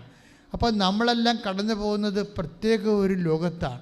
പണ്ട് ഇങ്ങനെ സിറ്റുവേഷൻ ഉണ്ടായില്ലെന്ന് ചോദിച്ചാൽ ഉണ്ടായിരുന്ന ആൾക്കാർ മരിച്ചു പോകും, അത്രയേ ഉള്ളൂ. വൈദ്യശാസ്ത്രം ഇപ്പോൾ ഇത്രയും വളർന്നത് കൊണ്ടാണ് റിക്കവറിങ് റേറ്റ് വരണത്. റിക്കവറിങ് റേറ്റ് കൂടാൻ കാരണം എന്താണ്? വൈദ്യശാസ്ത്രം വളർന്നത് കൊണ്ടാണ്, ഒരു സംശയമില്ല കാര്യത്തിൽ. പക്ഷേ അതുകൊണ്ട് തന്നെ വൈദ്യശാസ്ത്രത്തിൻ്റെ കയ്യിൽ തന്നെയും എല്ലാ കാര്യങ്ങളും ഇല്ല. അവരെല്ലാം ബുദ്ധിക്ക് നിരക്കുന്ന രീതിയിൽ ചെയ്തു വരുമ്പോഴും ഡോക്ടർമാർ പറയും ഇനി എല്ലാം ദൈവത്തിൻ്റെ കയ്യിലാണെന്ന് പറയും. ദൈവത്തിൻ്റെ കയ്യിലാണെന്ന്. അപ്പോൾ എന്താ ചെയ്യണത്? ഈ കുഞ്ഞിനെ ഈ ശുശ്രൂഷകളെല്ലാം ഈ ട്രീറ്റ്മെൻറ്റെല്ലാം ചെയ്യുമ്പോൾ ഇവർ നിരന്തരം ഉടമ്പടി തൈലം കുഞ്ഞിനെ കാശുരൂപം കുഞ്ഞിനെ ശിരസ്സിന് താഴെ വെച്ചുകൊണ്ട് ഉടമ്പടി കാശിന് വെച്ചുകൊണ്ട് ഈ ഉടമ്പടി തൈലം തേച്ചുകൊണ്ടിരിക്കുക. കീമ കൊടുത്ത കുഞ്ഞിനെ ഉടമ്പടി തൈലം തേച്ചുകൊണ്ടിരിക്കുക. പക്ഷേ പെട്ടെന്ന് ഡോക്ടറെ ചേഞ്ച് ചെയ്യാൻ ഈശോ പറയും. പെട്ടെന്ന് ഡോക്ടറെ ചേഞ്ച് ചെയ്യാൻ പറയും, ഹോസ്പിറ്റൽ ചേഞ്ച് ചെയ്യാൻ പറയും. അത് ഉടമ്പടി ഇവർ ഡയറക്റ്റായിട്ട് എടുക്കുന്ന സമയത്താണ് പെട്ടെന്ന് ചേഞ്ചിങ് എല്ലാം വരണത്. പെട്ടെന്ന് ഇവർ ഡയറക്റ്റായിട്ട് ഒരു അമ്മയുടെ ഉടമ്പടിയിലാണ് ഇവർ അവിടുത്തെ നേർച്ച വസ്തുക്കൾ കൊണ്ടൊക്കെ അഡ്ജസ്റ്റ് ചെയ്ത് പോയിക്കൊണ്ടിരുന്നത്. പക്ഷേ ഇപ്പോൾ ഇവർക്ക് കുഞ്ഞിൻ്റെ അവസ്ഥ കാരണം എടുക്കാതിരിക്കാനും പറ്റത്തില്ല. അത് എടുത്തു കഴിഞ്ഞപ്പോൾ പെട്ടെന്ന് ഡോക്ടർ തന്നെ പറയും നിങ്ങൾക്ക് വേണ്ട സെക്കൻഡ് ഒപ്പീനിയൻ തിരക്കാമെന്ന് പറയും. സെക്കൻഡ് ഒപ്പീനിയൻ എവിടെയാണ് ഉള്ളത്? ബാംഗ്ലൂരാണ് ഉള്ളത്. ബാംഗ്ലൂരേക്ക് സെക്കൻഡ് ഒപ്പീനിയൻ തിരക്കിയപ്പോൾ ആ ഡോക്ടറിന് രാവിലെ 7 മണി തൊട്ട് രാത്രി 9 മണി വരെ എത്രയോ മാസങ്ങൾക്ക് ബുക്കിംഗ് കിടക്കുന്നതാണ്. പക്ഷേ ഇവർക്ക് പെട്ടെന്ന് കിട്ടി ആ ഡോക്ടറിനെ. ബാംഗ്ലൂരിലത്തെ പർട്ടിക്കുലർ ഡോക്ടറെ ഇവർക്ക് പെട്ടെന്ന് കിട്ടി. ഡോക്ടർ പറഞ്ഞ് എളുപ്പം തന്നെ പാക്കപ്പ് ചെയ്തോളാൻ പറഞ്ഞു. അതാണ് സംഭവം. എന്ന് വെച്ചാൽ അവിടുത്തെ ടൈം ഷോർട്ടനിങ് ഭയങ്കരമാണ്. എങ്ങനെ ഈ ഹോസ്പിറ്റലാണ് കടന്നിരുന്നെങ്കിൽ ഈ പറഞ്ഞ 3 കൊല്ലം എടുക്കും. ഇവർ പെട്ടെന്ന് ടൈം ഷോർട്ടനിങ് സംഭവിക്കണത് എങ്ങനെയാണ്? നമ്മുടെ ടൈം ഷോർട്ടനിങ് നമ്മുടെ വിഷയങ്ങൾക്കെല്ലാം സമയച്ചൊക്കെ സംഭവിക്കും. പുതിയ ഡോക്ടറെ തന്ന് പുതിയ ഹോസ്പിറ്റലിൽ തന്ന് അവിടെ പെട്ടെന്ന് കുഞ്ഞിൻ്റെ അമ്മയുടെയും കുഞ്ഞിൻ്റെയും ബ്ലഡ് എല്ലാം മാച്ചായി പെട്ടെന്ന് 2 ദിവസം കൊണ്ട് ബോൺമാരോ കഴിഞ്ഞ് ഡോക്ടർ പറഞ്ഞു 3-ാം ദിവസം പറഞ്ഞ് പോയിക്കൊള്ളാൻ പറഞ്ഞു, വീട്ടിൽ പോയിക്കൊള്ളാൻ. പെട്ടെന്നായ സംഭവം. 3 മാസത്തെ റെസ്റ്റ് അത്രേ ഉള്ളൂ. അപ്പോൾ 3 കൊല്ലം പറഞ്ഞതാണ് 3 മാസമായിക്കൊണ്ടിരിക്കണം. അതാണ് ടൈം ഷോർട്ടനിങ് എന്ന് പറയുന്നത്. 3 കൊല്ലം. അപ്പോൾ ഇത് ഞാൻ പാതിരാപ്പള്ളി ദിവസങ്ങളിലൊരു ധ്യാനമുണ്ടായിരുന്നു. അപ്പോൾ പാതിരാപ്പള്ളി ഈ ദിവസങ്ങളിൽ നടന്ന ധ്യാനത്തെ സമയത്ത് ഞാൻ ഈ സാക്ഷ്യം പറയുമ്പോൾ കർത്താവ് അതിൻ്റെ കൂടെ കയറി പറഞ്ഞു, ഇത് പ്രൊവിഷനുള്ളതാണ്, പുതിയ കാര്യമല്ല. ഇത് വാഗ്ദാനങ്ങളുടെ പ്രൊവിഷനുള്ളതാണ്. തിരഞ്ഞെടുക്കപ്പെട്ടവർക്ക് ഓർത്തുകൊണ്ട് സമയം ചുരുക്കിത്തരുമെന്ന്. റീഡിറ്റ് 13:20. മർക്കോസ് 13:20. ശ്രദ്ധിക്കട്ടെ, ശ്രദ്ധിക്കട്ടെ. Hallelujah, hallelujah, hallelujah, hallelujah. യേശുവേ നന്ദി, യേശുവേ ആരാധന, ഹല്ലേലൂയ. മഹത്വം, മഹത്വം, ആരാധന, ആരാധന, ഹല്ലേലൂയ. യേശുവേ നന്ദി, യേശുവേ ആരാധന. 13:20. കർത്താവ് ആ ദിവസങ്ങൾ ചുരുക്കിയില്ലായിരുന്നെങ്കിൽ, കർത്താവ് ആ ദിവസങ്ങൾ ചുരുക്കിയില്ലായിരുന്നെങ്കിൽ ഒരുവനും രക്ഷപ്പെടുകയില്ലായിരുന്നു. എന്നാൽ തിരഞ്ഞെടുക്കപ്പെട്ടവർക്ക് വേണ്ടി അവിടുന്ന് ആ ദിവസങ്ങൾ ചുരുക്കി. കൈയടിച്ച് കർത്താവിനെ ശ്രദ്ധിക്കട്ടെ.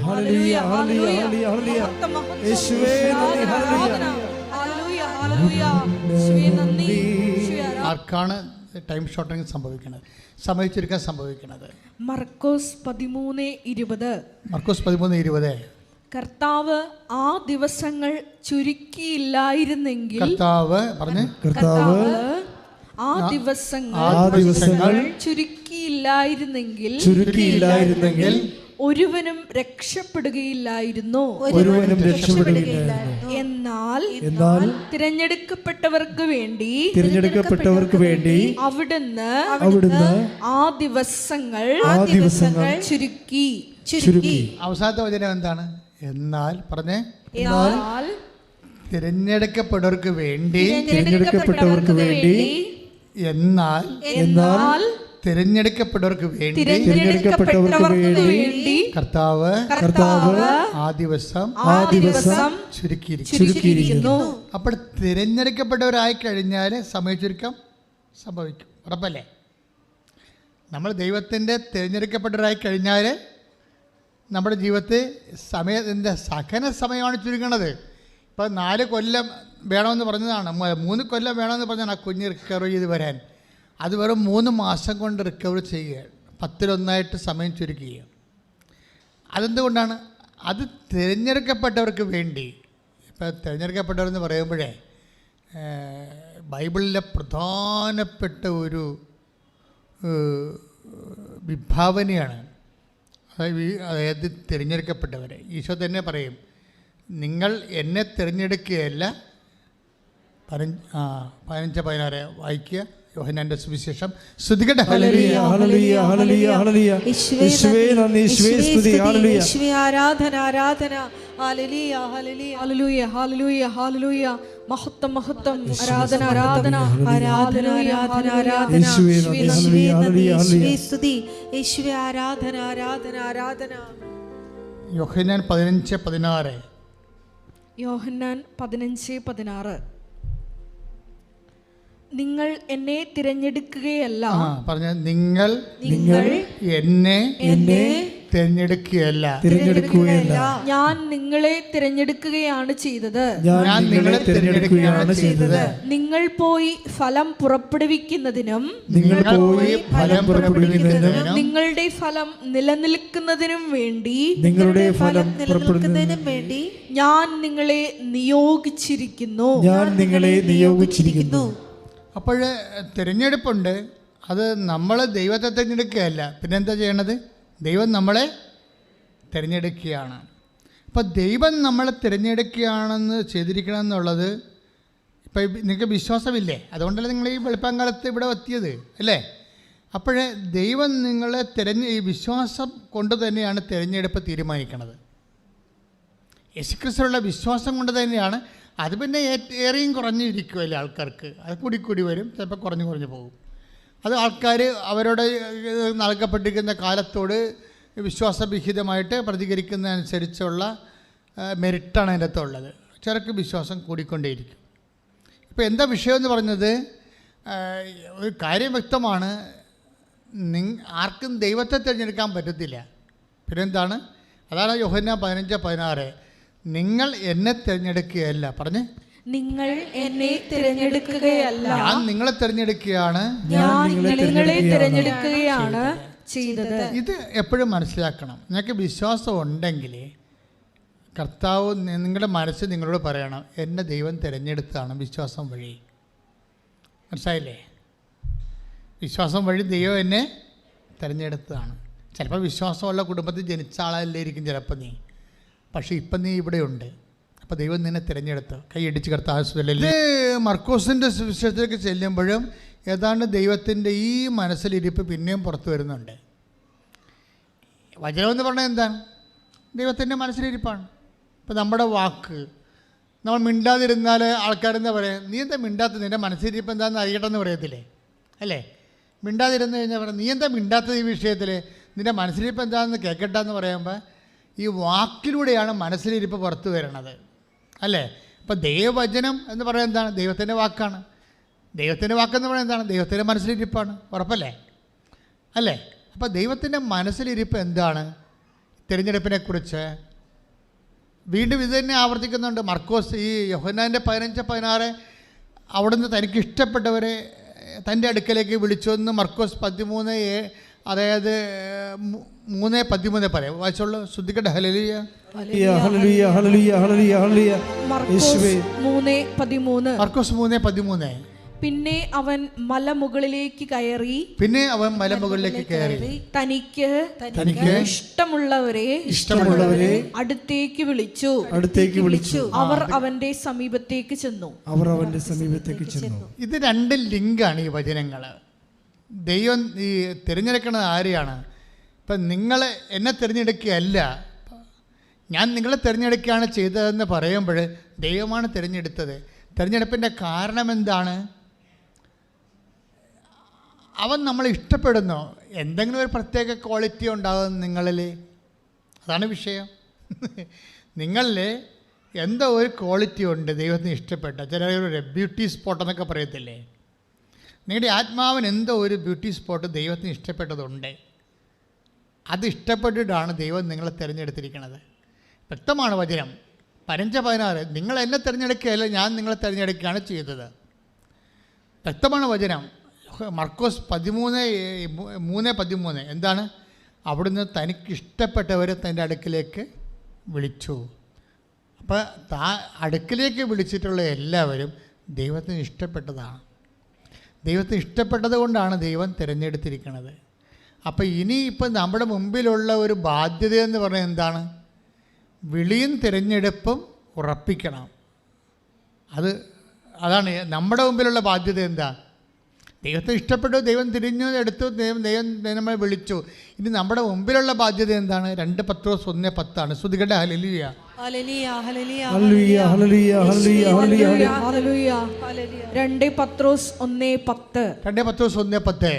ആകയാൽ സഹോദരരെ, പറഞ്ഞേ, ആകയാൽ സഹോദരങ്ങളെ, നിങ്ങളുടെ വിളിയും തിരഞ്ഞെടുപ്പും ഉറപ്പിക്കുന്നതിൽ കൂടുതൽ ഉത്സാഹമുള്ളവരായിരിക്കുവിൻ.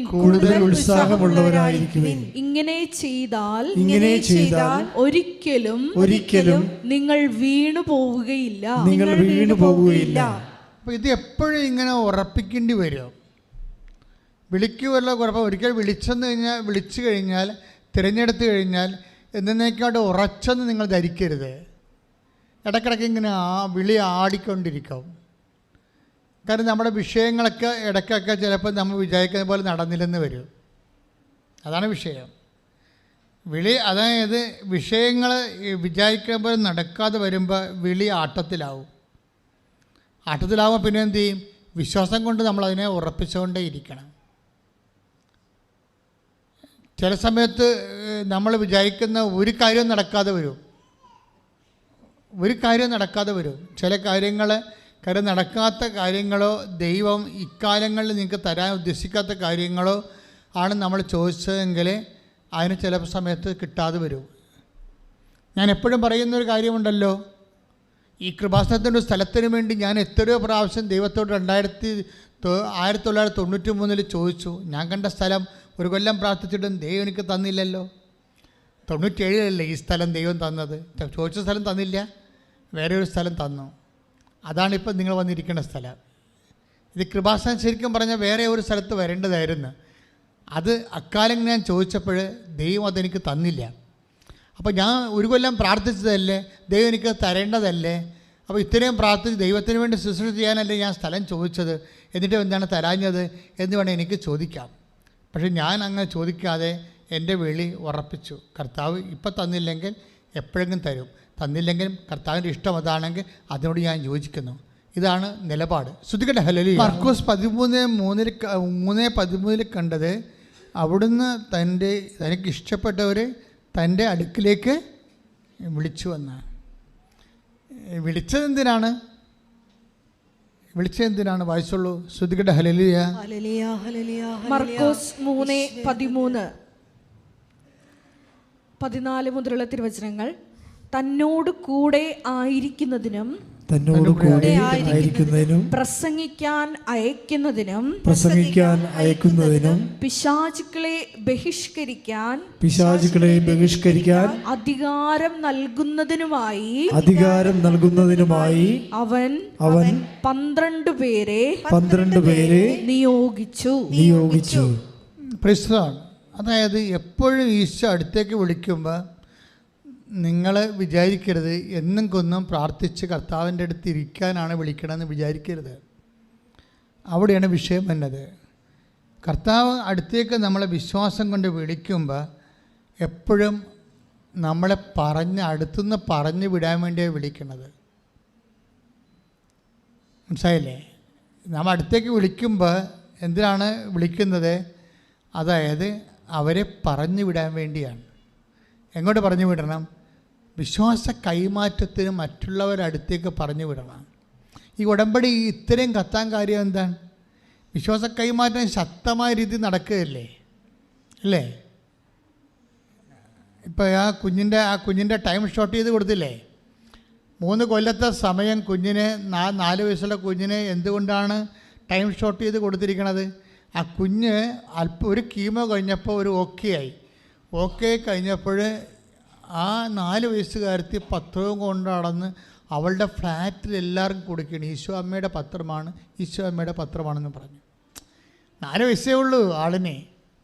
ആ കൃപാസനം പത്രത്തിന് അവളുടെ താമസിക്കുന്ന ട്രീറ്റ്മെൻറ്റിന് വന്ന് താമസിക്കുന്ന ഫ്ലാറ്റിലെ ഓരോ മുറിയിലും കൊണ്ടുപോയി എല്ലാവരും കൊടുക്കും. എന്താണ്? ഈശോ അമ്മയുടെ പത്രമാണെന്ന് പറഞ്ഞു. അപ്പോൾ ദൈവത്തോട് ആ കുഞ്ഞ് കാണിച്ച സ്നേഹത്തിനാണ് അവർക്ക് ടൈം ഷോട്ടിങ് കൊടുക്കുന്നത്. നമുക്ക് എപ്പോഴും വിചാരിക്കണം 4 വയസ്സുള്ള കുഞ്ഞു പോലും കർത്താവിനെ ഇങ്ങനെ പ്രഘോഷിക്കാൻ. എപ്പോഴും നമ്മൾ വിചാരിക്കേണ്ടത് ദൈവം നമ്മളെ വിളിക്കണത് ദൈവത്തിൻ്റെ അടുത്തിരുന്ന് ജീവിതകാലം മുഴുവൻ പ്രാർത്ഥിക്കാനല്ല വിളിക്കണത്, പറഞ്ഞയക്കാൻ വേണ്ടി വിളിക്കുകയാണ്. പറഞ്ഞയക്കാൻ വേണ്ടി വിളിക്കുമ്പോൾ ആ ഒരു ബോധം നമുക്കുണ്ടാവണം. മേരി മാഗ്ഡലിനെ പോലെ ഈശോ വിളിച്ചത്, നീ എൻ്റെ അടുത്തിങ്ങനെ നിൽക്കല്ലേ, അതിൻ്റെ ടൈം കഴിഞ്ഞു എന്ന് പറയും. നീ പോയി എൻ്റെ സഹോദരങ്ങളോട് ഞാൻ ജീവിച്ചിരിക്കുന്നു എന്ന് പറയും. അത് അടുത്ത് ആളെ പറഞ്ഞു വിടുകയാണ് ഉടനെ. ബൈബിളിൽ ഏറ്റവും ശക്തമായൊരു സംഭവമാണിത്. 16:20 ശ്രദ്ധിക്കട്ടെ. ഹല്ലേലൂയ.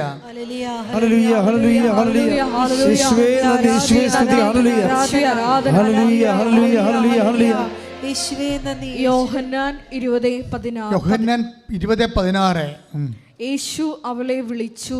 പറഞ്ഞു. യേശു അവളെ വിളിച്ചു. മറിയം. അവൾ തിരിഞ്ഞ് റബ്ബോനി എന്ന് ഹെബ്രായ ഭാഷയിൽ വിളിച്ചു. ഗുരു എന്നർത്ഥം. യേശു പറഞ്ഞു, നീ എന്നെ തടഞ്ഞു നിർത്താതിരിക്കുക. എന്തെന്നാൽ ഞാൻ പിതാവിന്റെ അടുത്തേക്ക് ഇതുവരെയും കയറിയിട്ടില്ല. നീ എന്റെ സഹോദരന്മാരുടെ അടുത്ത് ചെന്ന് അവരോട് ഞാൻ എന്റെ പിതാവിന്റെയും നിങ്ങളുടെ പിതാവിന്റെയും എന്റെ ദൈവത്തിന്റെയും നിങ്ങളുടെ ദൈവത്തിന്റെയും അടുത്തേക്ക് ആരോഹണം ചെയ്യുന്നു എന്ന് പറയുക. മേരി മാഗ്ദലേനോട് പോലും ഈശോ എന്താ പറയണത്? നീ എൻ്റെ അടുത്ത് തന്നെ നിൽക്കാതെ വേഗം സ്ഥലം വിട്ട് പോകണം. എന്തിനാണ്? നിന്നെ വിളിച്ചിരിക്കുന്നത് എന്തിനാണ്? സുവിശേഷം ആകാനും സുവിശേഷം ഏൽക്കാനും വേണ്ടിയാണ്. യേശുവിനെ രക്ഷാകര സംഭവം മറ്റുള്ളവരുടെ വീണ്ടെടുപ്പിന് വേണ്ടി കൈമാറാൻ വേണ്ടിയാണ്. അത് നിങ്ങളെ മിഷനിലേക്ക്, ഇപ്പോൾ നിങ്ങളിങ്ങനെ കരഞ്ഞും കൂപ്പി എപ്പോഴും എൻ്റെ കടമേ, എൻ്റെ രോഗമേ, എൻ്റെ ജീവിതമേ. ഇപ്പോൾ എനിക്ക് തന്നെയാണെങ്കിൽ എന്തുമാത്രം ഡിസീസുണ്ട്. I'm not bother about it. എന്താ കാര്യം ഞാൻ ഇതിനു വേണ്ടി പ്രത്യേകിച്ച് കർത്താവിൻ്റെ തിരുസേന സൗഖ്യത്തിന് വേണ്ടി പ്രാർത്ഥിക്കുക ചെയ്തിട്ടില്ല. എന്താ കാര്യം വെച്ച് കഴിഞ്ഞാൽ ഇപ്പോൾ തുടങ്ങിയല്ല. എന്നെ സംബന്ധിച്ചിടത്തോളം ഞാൻ ശുശ്രൂഷ തുടങ്ങിയ കാലം മുതലേ ഉള്ള സംഭവം ശുശ്രൂഷയുടെ ഭാഗമാണ്. അതായത് ഈ വൂണ്ടഡ് ഹീലർ എന്ന് പറയും. ബൈബിളിൽ അറിയാവുന്നവർക്ക് അതിൻ്റെ അർത്ഥം മനസ്സിലാകും. അതായത് നമുക്ക് മറ്റുള്ളവരെ സുഖപ്പെടുത്തുന്നതിന് മുമ്പ് നമ്മൾ മുറിയണം. കർത്താവ് അവൻ്റെ മുറിവിലാണല്ലോ നമുക്ക് സൗഖ്യമെന്ന് പറയത്തില്ലേ? അപ്പോൾ സ്വാഭാവികമായ രീതിയിൽ ഈ നമ്മളുടെ വേദനയോ നമ്മുടെ രോഗമെന്നും കരഞ്ഞു കൂവി നമ്മുടെ കടം എന്നൊക്കെ പറഞ്ഞ് എപ്പോഴും നമ്മളുടെ വിഷമതകളെയും പറഞ്ഞുകൊണ്ട് നിൽക്കുന്നത് മനുഷ്യൻ്റെ സ്വാഭാവികമാണ്. അതുകൊണ്ടാണ് അവൾ കരഞ്ഞുകൊണ്ട് നിന്നു. അപ്പോൾ 20:11 വായിച്ച് 20:11 അവർക്ക് യോഹന്നാന്റെ സുവിശേഷം 20:11. ഹല്ലേലൂയ. ശ്രുതികട ഹല്ലേലൂയ. യോഹന്നാൻ 20:11. മറിയം കല്ലറയ്ക്ക് വെളിയിൽ കരഞ്ഞുകൊണ്ട് നിന്നു. ഇതാണ് സംഭവം. ഇപ്പം മറിയത്തിൻ്റെ ആദ്യത്തെ പൊസിഷൻ എന്താണ്? കല്ലറയ്ക്ക് വെളിയിൽ കരഞ്ഞുകൊണ്ട് നിൽക്കണം. എന്ത് വിഷയമായാലും കരഞ്ഞിലുണ്ടാണത്. ഇപ്പം നിൻ്റെ രോഗമാകാം, കടമാകാം, അതുപോലെ തന്നെ നിൻ്റെ കുടുംബത്തിൻ്റെ ഭർത്താവിൻ്റെ മദ്യപാനമാകാം, അല്ലെങ്കിൽ മക്കളുടെ തന്നെ ദുർനടപ്പ, വേറെ പ്രണയത്തിൽ പോയി കുടുങ്ങിയിരിക്കുന്ന അവസ്ഥയാകാം. ഇതും പറഞ്ഞുകൊണ്ട് നീ കരഞ്ഞുകൊണ്ട് കർത്താവിൻ്റെ തന്നെ സന്നിധിയിൽ എപ്പോഴും നിൽക്കുകയാണ്. എത്ര വർഷമായി നിൽക്കണത്? ഈ മേരി മാഗ്ദലേൻ അങ്ങനെ നിന്ന പക്ഷിയാണത്. അതാണ് 20:11 പറയണത്. അവൾ കരഞ്ഞുകൊണ്ട് കർത്താവിൻ്റെ കല്ലറവാതിക്ക് നിന്നു. കല്ലറവാതിക്ക കരഞ്ഞുകൊണ്ട് നിൽക്കുന്ന കക്ഷിയോടാണ് ഈശോ ഇപ്പോൾ 20:16 പറയണത്. എന്താ പറയണത്? ഇപ്പം 20:11 ഇവളെ കരഞ്ഞുകൊണ്ട് നിൽക്കുകയായിരുന്നു. ഈ 20:11 കരഞ്ഞുകൊണ്ട് നിന്ന് ഇവളോടാണ് ഈശോ പറയണത് 20:16 എന്താണ്? കരഞ്ഞുകൊണ്ട് ഇവിടെ നിൽക്കല്ലേ, നീ വേഗം പോയി എൻ്റെ സഹോദരങ്ങളോട് എൻ്റെ ഉയർപ്പിനെക്കുറിച്ച് പറയാൻ പറഞ്ഞ്. Price the Lord. അപ്പം നിങ്ങളുടെ കടമാണ്, ജപ്തിയാണെന്ന് പറഞ്ഞ് കരഞ്ഞു കൂപ്പി കർത്താവിൻ്റെ മുമ്പ് നിൽക്കരുത്. പറഞ്ഞ് നിങ്ങൾ തിരിച്ചു പോകണം. തിരിച്ചു പോയിട്ട് അത് എൻ്റെ ജപ്തിയാണെങ്കിൽ കർത്താവ് ജപ്തി ചെയ്യാതെ വേറെ ആർക്കും എന്നെ ജപ്തി ചെയ്യാൻ പറ്റത്തില്ല. ആ ഒരു ബോധം ഉണ്ടാകണം. കർത്താവ് ജപ്തി ചെയ്യാത്തോളം കാലം എന്നെ ആർക്കും ജപ്തി ചെയ്യാൻ പറ്റത്തില്ല. ആ ഒരു ബോധത്തിൽ എൻ്റെ ആ വിഷയത്തെ കർത്താവ് തീരുമാനിക്കുമെന്ന് പറഞ്ഞുകൊണ്ട് ഞാൻ കർത്താവിനെ ലോകത്തിന് കൊടുക്കാൻ വേണ്ടി പോകണം. അതാണ് 16:20 പറയണത്. ദൈവത്തിന് ഇഷ്ടപ്പെട്ടവരെന്ന് പറഞ്ഞില്ലേ? ആ ദൈവത്തിന് ഇഷ്ടപ്പെട്ടത് ആരാണ്? പുനരുത്ഥാനത്തോട് ഐക്യദാർഢ്യമുള്ളവരാണ് ദൈവത്തോട് ഇഷ്ടപ്പെട്ട ആൾക്കാർ. കർത്താവിൻ്റെ പുനരുത്ഥാനത്തോട് ഐക്യദാർഢ്യം പ്രാപിക്കുന്നവരും രോഗസൗഖ്യ പ്രാർത്ഥനയുടെ സമയമാണ്. രോഗമുള്ളിടത്ത് കൈകൾ വെക്കാവുന്നതാണ്. ഓൺലൈനിൽ പ്രാർത്ഥിക്കുന്നവരും രോഗമുള്ളിടത്ത് കൈകൾ വെക്കേണ്ടതാണ്. ഉദരരോഗികൾ ഉദര സ്ഥലത്ത് കൈവെക്കുക. PCOD പിസ്റ്റിലുള്ളവർ പൊക്കിൻ്റെ താഴെ കൈവെക്കുക. മക്കളില്ലാത്തവർ പൊക്കിൻ്റെ താഴെ കൈവെക്കുക. കിഡ്നി രോഗികൾ നടുവിന് കൈവെക്കുക. ശ്വാസകോശ രോഗികളെ ശ്വാസകോശ കൈവെക്കുക. ഹൃദയത്തിൻ്റെ ഇടതുവശത്ത് കൈവെക്കുക. കരൾ രോഗികളും അതുപോലെ തന്നെ നെഞ്ചും കൂടിൻ്റെ താഴെ കൈവെക്കുക. അൾസർ രോഗികൾ ഊടിൽ കൈവെക്കുക, പൊക്കിൽ കൈവെക്കുക. മറ്റൊരു പലവിധ രോഗങ്ങളുള്ളവർ സ്വന്തം ശിരസ്സിൽ എല്ലാ രോഗങ്ങളെയും സമർപ്പിച്ചുകൊണ്ട് കൈവെക്കുക. കർത്താവ് നിങ്ങളെ സുഖപ്പെടുന്ന സമയമാണ്. ആദ്യം ശക്തമായ രീതിയിൽ ഇടിമുഴക്കം പോലെ വിശ്വാസ പ്രമാണം ചെല്ലുക. സർവശക്തനായ പിതാവും ആകാശത്തിന്റെയും ഭൂമിയുടെയും സൃഷ്ടാവുമായ ദൈവത്തിൽ ഞാൻ വിശ്വസിക്കുന്നു. മിശിഹായിലും ഞാൻ വിശ്വസിക്കുന്നു. ഈ പുത്രൻ പരിശുദ്ധാത്മാവാൽ ഗർഭസ്ഥനായി കന്യകാമറിയത്തിൽ നിന്ന് പിറന്ന് പോന്തിയോസ് പീലാത്തോസിന്റെ കാലത്ത് പീഡകൾ സഹിച്ച് കുരിശിൽ തറയ്ക്കപ്പെട്ട് മരിച്ച് അടക്കപ്പെട്ട് പാതാളങ്ങളിൽ ഇറങ്ങി മരിച്ചവരുടെ ഇടയിൽ നിന്ന് മൂന്നാം നാൾ ഉയർത്ത് സ്വർഗത്തിലേക്ക് എഴുന്നള്ളി സർവശക്തിയുള്ള പിതാവായ ദൈവത്തിന്റെ വലത്തുഭാഗത്തിരിക്കുന്നു. അവിടെ നിന്ന് ജീവിക്കുന്നവരെയും മരിച്ചവരെയും വിധിക്കുവാൻ വരുമെന്നും ഞാൻ വിശ്വസിക്കുന്നു. പരിശുദ്ധാത്മാവിലും ഞാൻ വിശ്വസിക്കുന്നു. വിശുദ്ധ കത്തോലിക്ക സഭയിലും പുണ്യവാന്മാരുടെ ഐക്യത്തിലും പാപങ്ങളുടെ മോചനത്തിലും ശരീരത്തിന്റെ ഉയർപ്പിലും നിത്യമായ ജീവിതത്തിലും ഞാൻ വിശ്വസിക്കുന്നു. ആമേൻ. Hallelujah, hallelujah. ആരാധന. എല്ലാവരെയും പ്രത്യക്ഷീകരണത്തിന് സാക്ഷികളായി പ്രാർത്ഥിക്കുന്നു. Hallelujah, hallelujah. യേശുവേ നന്ദി, യേശുവേ ആരാധന. ഹല്ലേലൂയ, മഹത്വം, മഹത്വം. Praise the lord. ജോലിയില്ലാത്തവര്, വീടില്ലാത്തവര്, വഴിയില്ലാത്തവര്, വിസ പ്രോസസ്സിങ്ങിലിരിക്കുന്നവര്, നിങ്ങൾ കൊടുത്ത അപേക്ഷയുടെ മേൽ ഒരു നടപടിയും ഇല്ലാതെ ഇരിക്കുന്നവര്, സാമ്പത്തികമായ ബാധ്യതകളാലും സ്ഥലം വിറ്റുമാറാത്തവര്, സ്ഥലം വാങ്ങാനുള്ളവര്, യാത്രയിലാകാൻ പോകുന്നവര്, ഇൻ്റർവ്യൂവിനെ അഭിമുഖീകരിക്കാൻ പോകുന്നവർ, പരീക്ഷ അറ്റൻഡ് ചെയ്യാൻ പോകുന്നവർ, എല്ലാവരും തന്നെത്താൻ ശിരസ് കൈവച്ചുകൊണ്ട് ശ്രദ്ധിക്കട്ടെ. Hallelujah, hallelujah, hallelujah, hallelujah, hallelujah. എൻ്റെ കർത്താവിന്റെ നാമത്തിൽ സഭയുടെ അധികാരത്തിൽ കുരിശിന്റെ അടയാളത്തിൽ ഹല്ലേലൂയ, ഹല്ലേലൂയ, ഹല്ലേലൂയ, ഹല്ലേലൂയ. എൻ്റെ ജീവിതത്തിന്റെ മുഴുവൻ ദോഷങ്ങളെ യേശുവേ, യേശുവേ, യേശുവേ 36 കൊല്ലം അർപ്പിച്ച കൃപാനയുടെ യോഗ്യതയാണ്. കൃപാസനത്താറ് ജീവനോടെ പ്രത്യക്ഷപ്പെട്ട മാതാവിന്റെ പുത്രന്റെയും പരിശുദ്ധാത്മാവിന്റെ നാമത്തിൽ യേശുവിന്റെ നാമത്തിൽ വിട്ടുമാറട്ടെ. ജീവിത ദുരിതങ്ങളെ പ്രത്യേകമായിട്ട് സമർപ്പിച്ച് പ്രാർത്ഥിക്കുന്നു. ഈശോയെ ഏറ്റെടുക്കണമേ എന്ന് പ്രാർത്ഥിക്കുന്നു.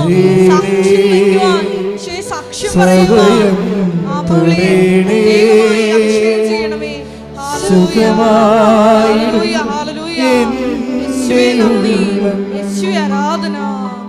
മുട്ടേ നിൽക്കുക.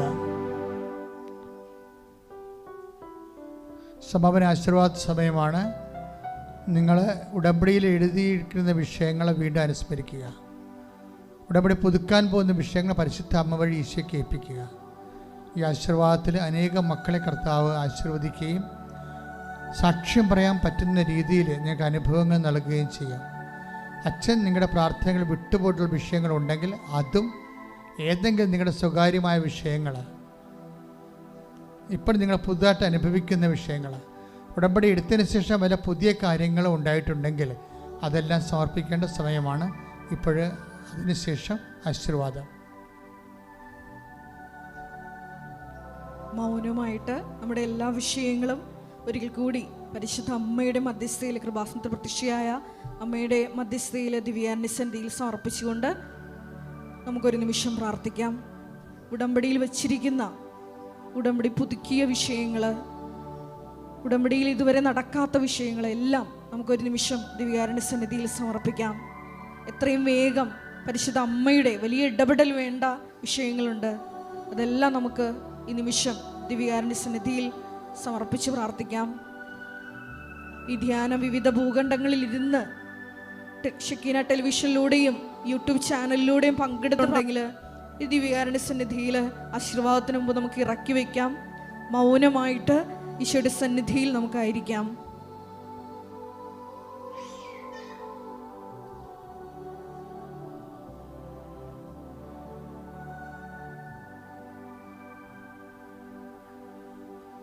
ആശീർവാദം. ശിരസ് നമിച്ച് ആശീർവാദം സ്വീകരിക്കാം.